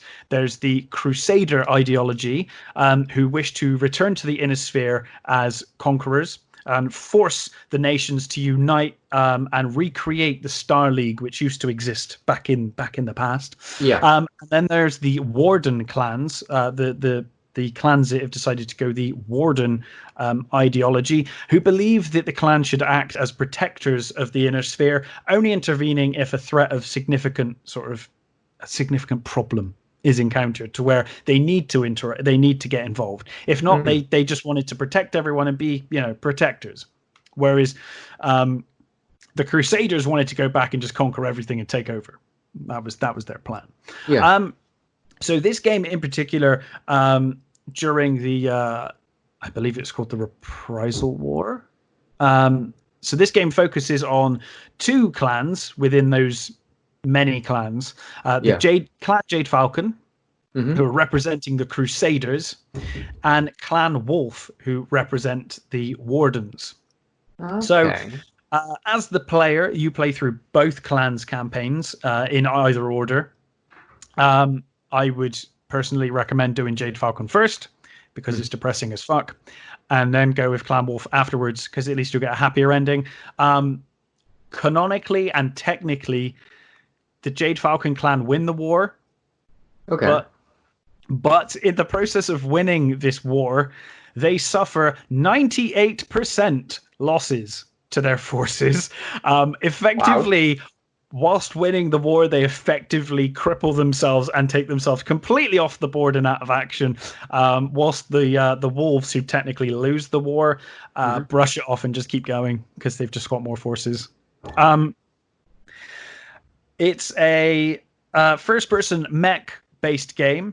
This takes place in a future where wars are determined using mechs, and you've got many mechs to pilot, but it's done in the first person, much like the first Mech Warrior game.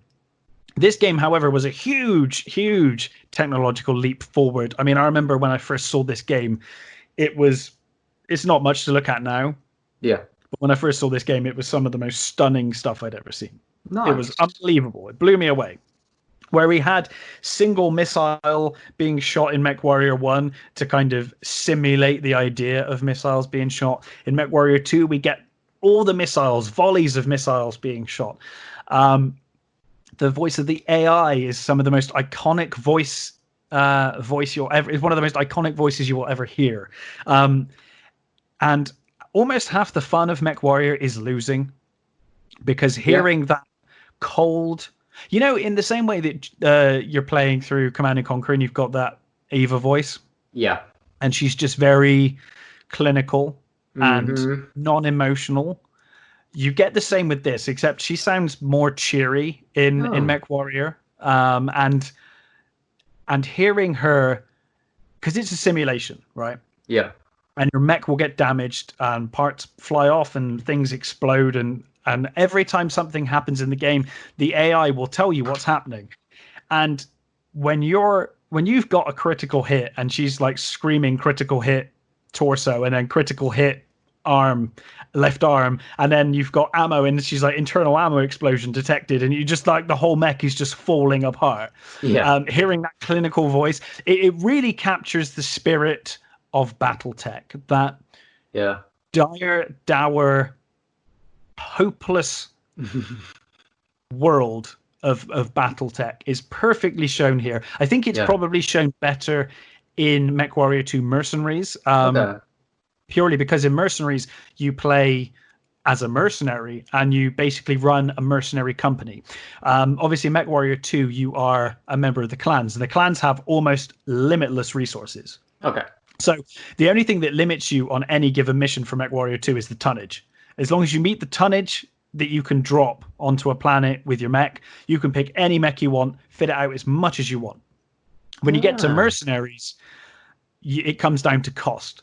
The cost of you maintaining your mechs and your lance of mechs, because obviously you manage a company of mechs, and repairing each mech and keeping them running throughout your campaign. Well, it's not really a campaign in mercenaries. You can just do mercenary mode where you're just doing mercenary missions constantly. You're running a business, but you have to keep everything running, and that quite often means going into battle with damaged mechs because you can't afford to repair them completely. So you'll repair what you can, but then you will have to go into battle with damaged mechs with parts missing and not everything working.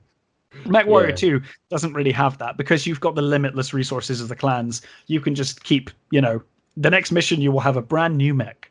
Nice.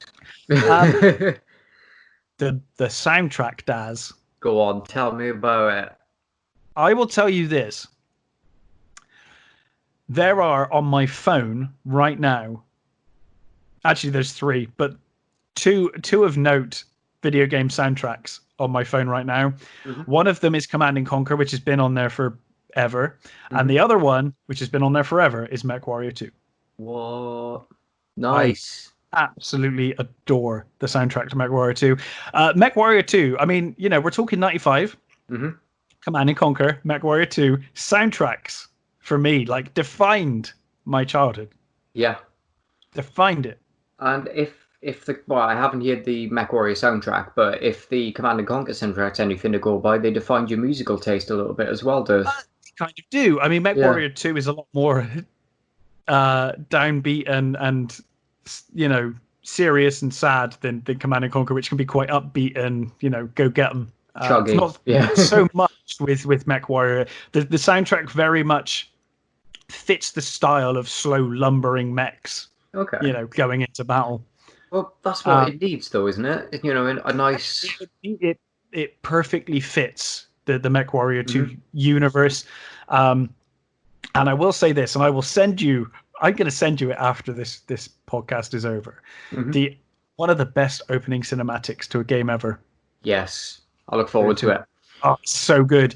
There is an art to MechWarrior opening cinematics because they are always, if they're good, they should always follow a completely doomed and hopeless situation where everyone is going to die. Nice. And the opening cinematic to this is amazing. It was one of the best things I'd ever seen as a kid. Amazing, dude. Amazing. So, send away, man. I'd be interested to see that. Absolutely. I'll send it as soon as we're finished.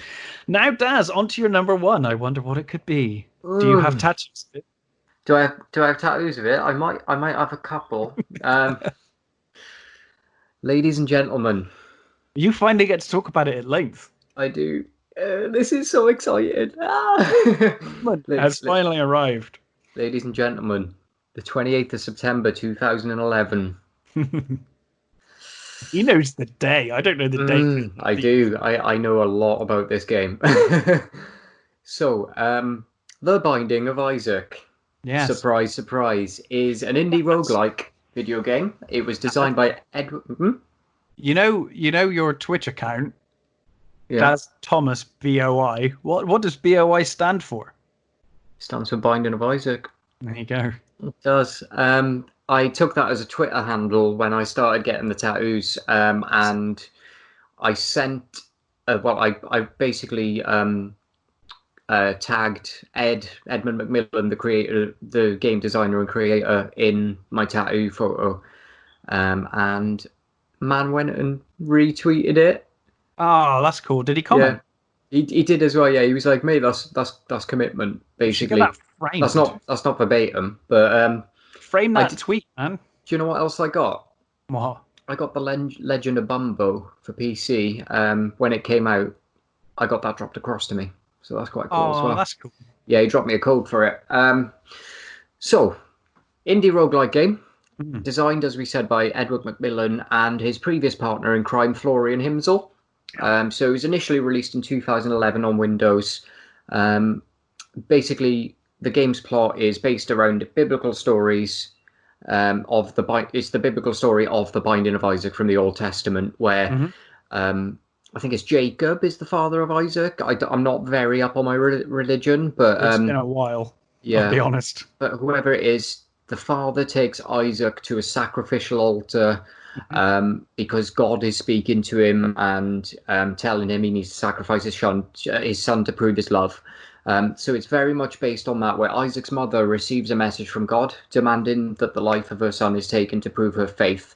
Mm. Isaac, fearing for his life, flees into the basement, and from there starts to come across different monsters and things like that, where he sort of fights to survive. So he goes Mm. from the basement further and further down into the depths of hell, Right. or Sheol. Sheol. And yeah, so you got Sheol, which is basically where he then fights Satan. Hmm. That was the original end to the game. Yes. Now, Uh, how many hours have you put into this game now? A few thousand. Yeah. Yeah, across platforms, as we said before, a few thousand. So the game is based a lot on original Zelda. Yeah. Its look is because you got that top-down sort of roguelike, room by room sort of game. Yeah. It's based a lot around sort of maybe Zelda 2, Hmm.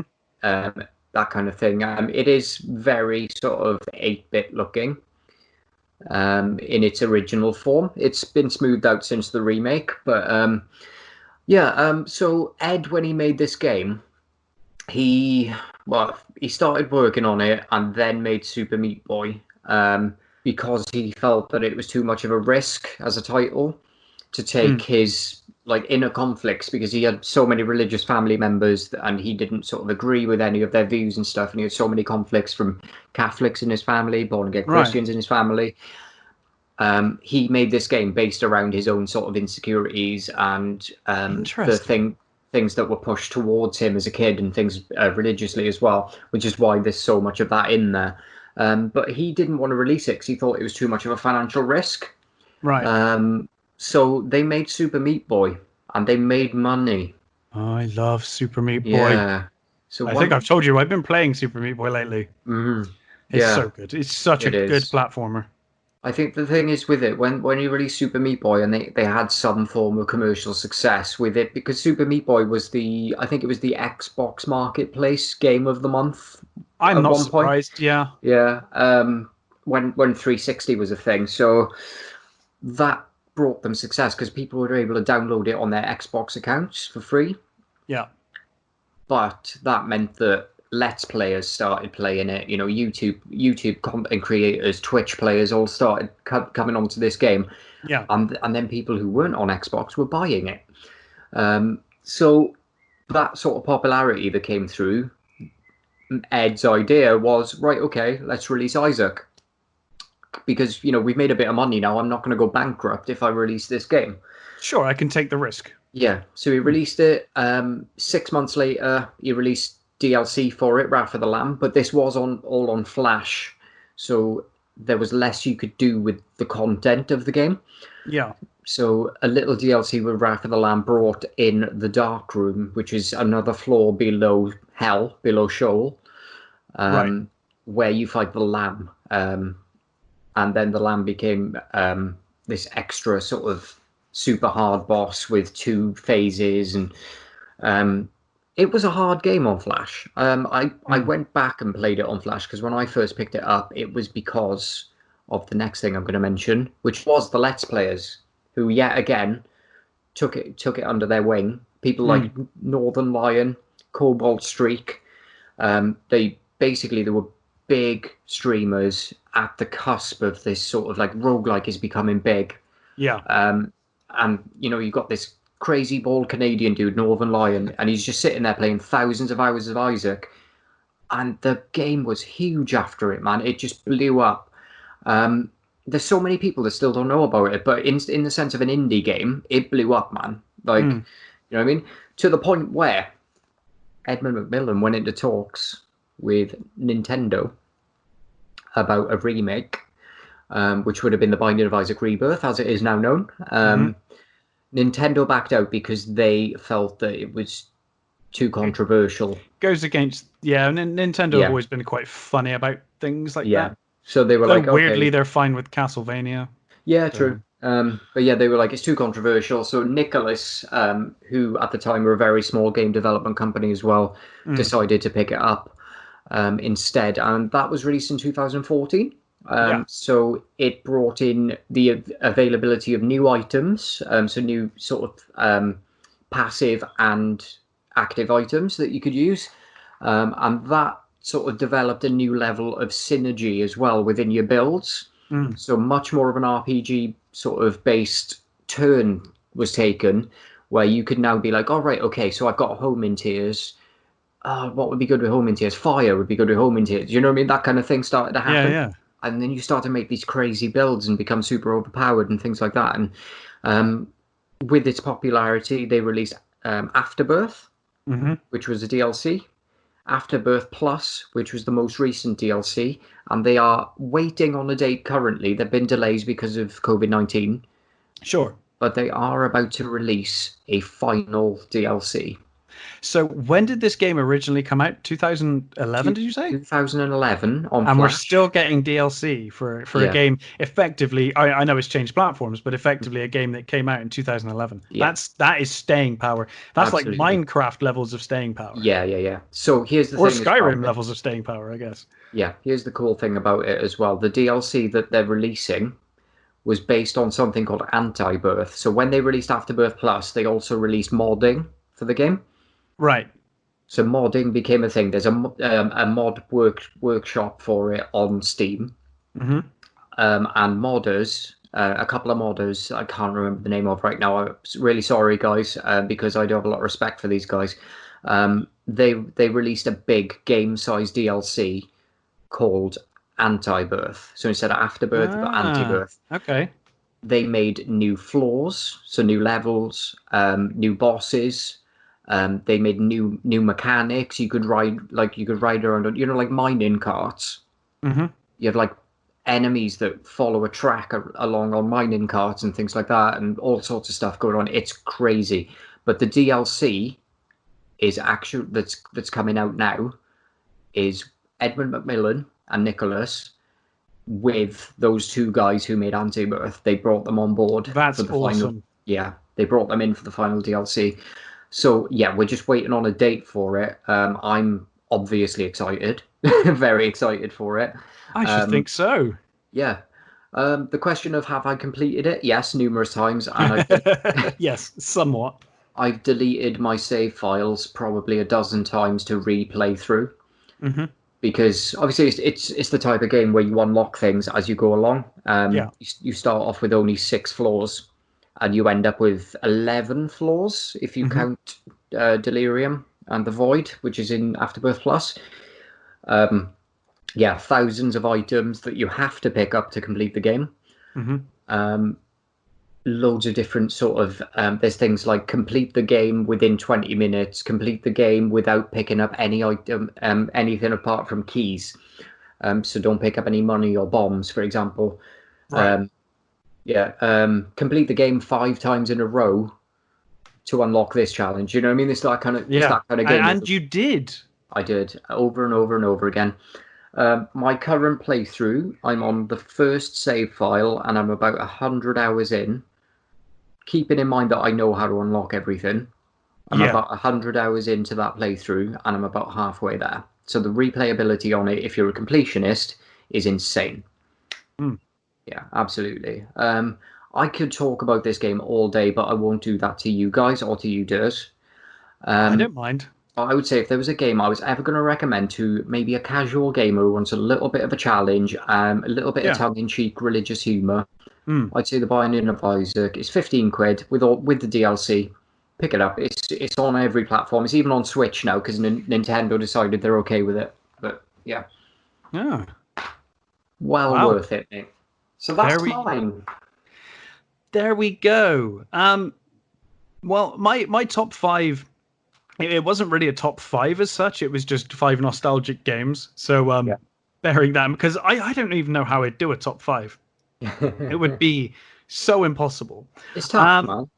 It is. I was going to add Star Wars TIE Fighter into this list for being an amazing, amazing game. But given that I'd already put a simulation in there with MechWarrior 2, I thought I'd go for something else. And this one has massive, massive nostalgic feelings for me. So, Daz, in 2016, Disney released Rogue One, which told the story of Jyn Erso and her father, who was forcibly taken by the Galactic Empire to help complete the Death Star, as we know from A New Hope. She then joins the rebellion, the resistance, to go and steal the Death Star plans. But fuck all of that, because in 1995, Dark Forces showed that Kyle Katarn, the galaxy's biggest badass, stole the Death Star plans in about 5 minutes into the first level. No. Yes, because Kyle Katarn is that much of a badass. Sorry, that wasn't actually Darth Vader enough. I was trying to go.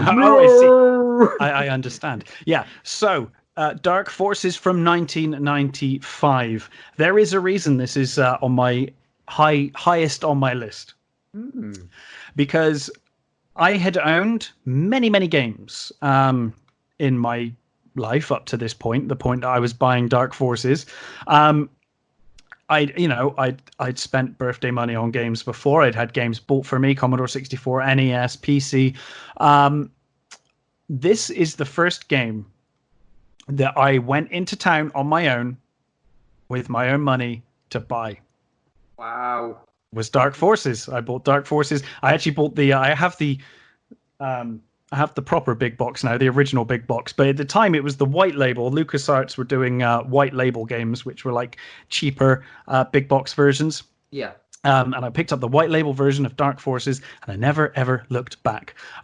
So yes, originally before Rogue One, it was Kyle Katarn who stole the Death Star plans. And basically, this game is a first-person shooter, so it's effectively what you would call back in the day a Doom clone. Yes. But it's a Doom clone with enhancements, and some pretty incredible enhancements that continued into future games of the kind. So we had level designs with level on level. We had multiple levels, as in height. Yeah. A level on top of a level. So we have 3 stories, which was impossible in Doom. We had the ability to jump. We had the ability to look up and down. We had an overlay map, which went on to inspire the map for Diablo and Diablo 2. And all the Diablo games, actually, that map that you can press while you're playing the game that just appears above you and just shows you over the gameplay. That was Dark Forces started that. Nice. So you play as Kyle Katarn, like I said, the galaxy's biggest badass. I think somewhere I read a Wikipedia article once that just referred to him as God. Fair. Because he is kind of ridiculous. He becomes a Jedi in later games. Dark Forces 2, he becomes a Jedi, and then on from there. But and he actually was quite big in the Legends universe, because these games were tied into the official Legends universe at the time. Yeah. But effectively, you play as Kyle Katarn, and in the opening of the game, you steal the Death Star plans. It then skips forward some time until after the destruction of the first Death Star. Yeah. And Kyle is then enlisted once again to investigate the Dark Trooper project. And the Dark Trooper is the latest Imperial weapon, and you're tasked with finding out what it is and putting a stop to it. Nice. It's a game that involves many of the beloved characters from Star Wars. You interact with Mon Mothma. You have fights with Boba Fett. You meet Jabba the Hutt. All sorts, in a wonderfully pixelated first-person perspective. It honestly better than any other Star Wars game. It's the most Star Wars feeling game for me. I think it's got some of the best MIDI music. Like in terms of converting that John Williams score to MIDI, this is one of the best instances of that ever happening. And ultimately, it does what a Star Wars first-person shooter does best, which is shooting space Nazis. And it does it very well. You will shoot a lot of stormtroopers in this game. Nice. The only downside is the dreaded level 3, which is the worst sewer level ever created by man. Okay. Outside of that, I absolutely love Star Wars Dark Forces. I highly recommend, if you're going to play it these days, if you can look it up, look up Dark XL for Star Wars Dark Forces. That will modernize the game somewhat, so you get mouse look and updated visuals to an extent. It kind of high defs it. You can have it in, today's resolutions. Yeah. Bit better lighting effects, that kind of stuff. Is it on Steam? Yeah, it's on Steam. It's on GOG. Okay.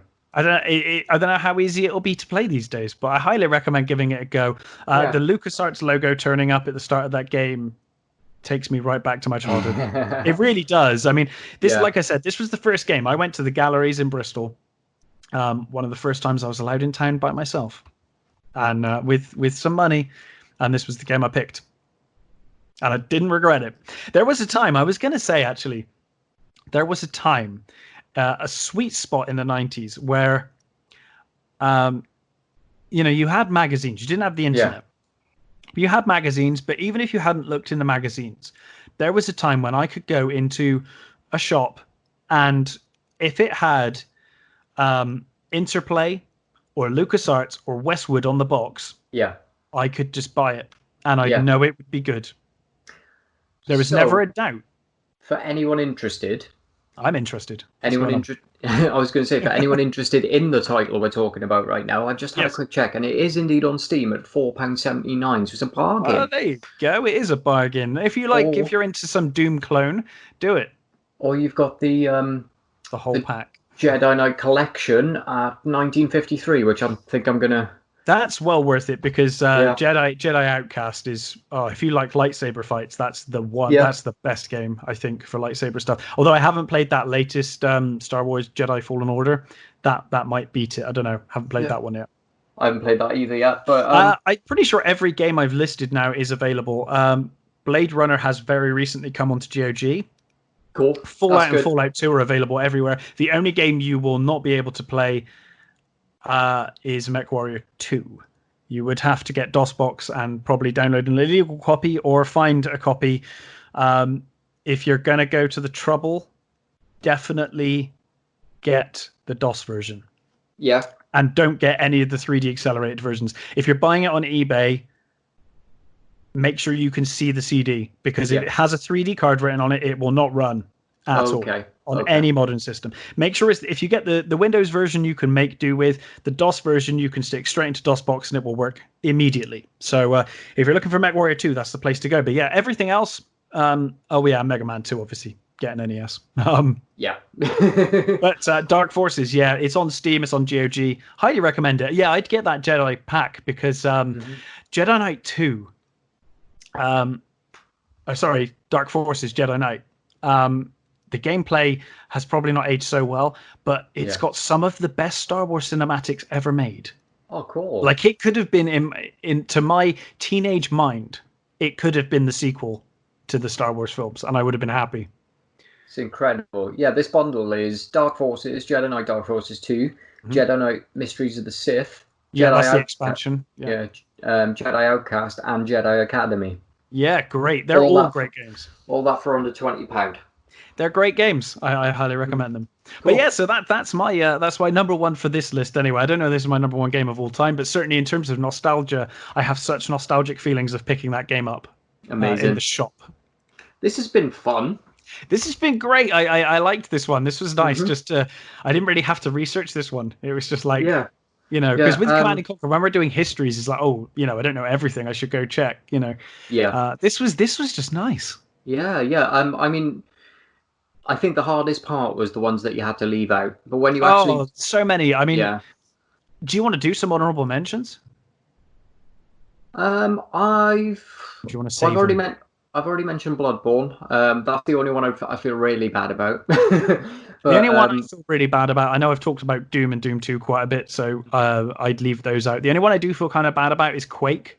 The yeah, first yeah, Quake, I can see because that. the modding community really took off for me. I know they had obviously mods for Duke Nukem, they had mods for Yeah, Doom, but Quake, the modding community for Quake was insane. yeah, They took Quake, a first person game, and made it into a rally game. yeah, Just using the Quake engine because the guys at id were good enough just to give away their source yeah, data and just go for it, go yeah. go go have some fun. Here's the modding tools, have fun.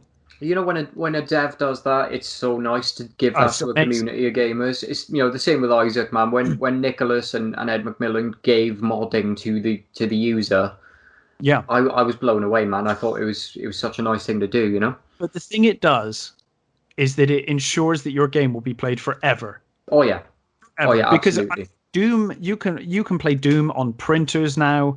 Yeah. um Doom and Quake are on everything. Hmm. And there are mods and new versions of it coming out every day because they did that. And it will be the same Hmm. with Binding of Isaac. Yeah, absolutely. You can I'm play it and really mod it forever.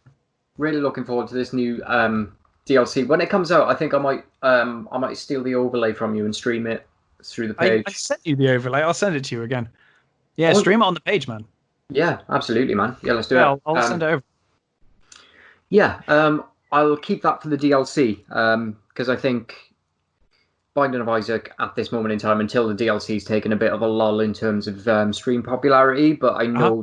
know that that popularity is going to boost when that DLC drops because they've Oh, they've been waiting sure. about a year and a half for it at the moment.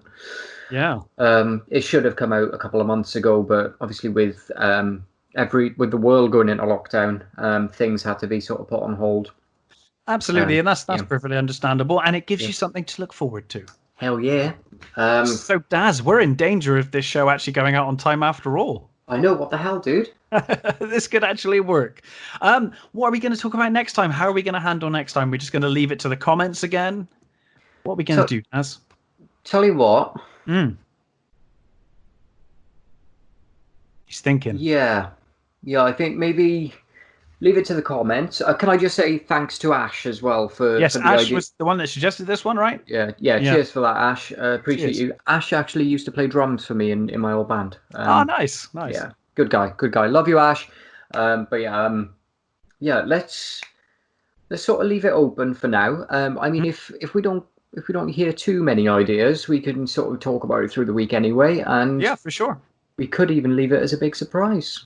We could, well, I guess we could leave it as a big surprise, yes. Yeah, But yeah, cool, man. This has been fun. This has been a nice yeah. trip down memory lane. There will be many more as the Icons of Sin podcast continues on, I am sure. Oh Because, yes, there's a lot of games in the past, yeah. a There's lot a to lot talk of about. games.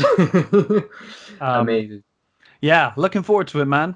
Yeah, same dude. Thanks for having me again. It's about having you. You're 50% of this show. That's a good point. Actually, I should pick myself up. It was a pleasure Thanks. to have you again. Thank you. Thank you. I'm honored and privileged to be here.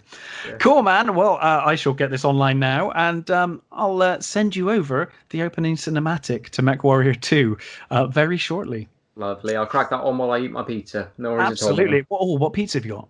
Oh, I've gone dirty, mate. It's called the barbecue bad boy. Oh no, what's on that?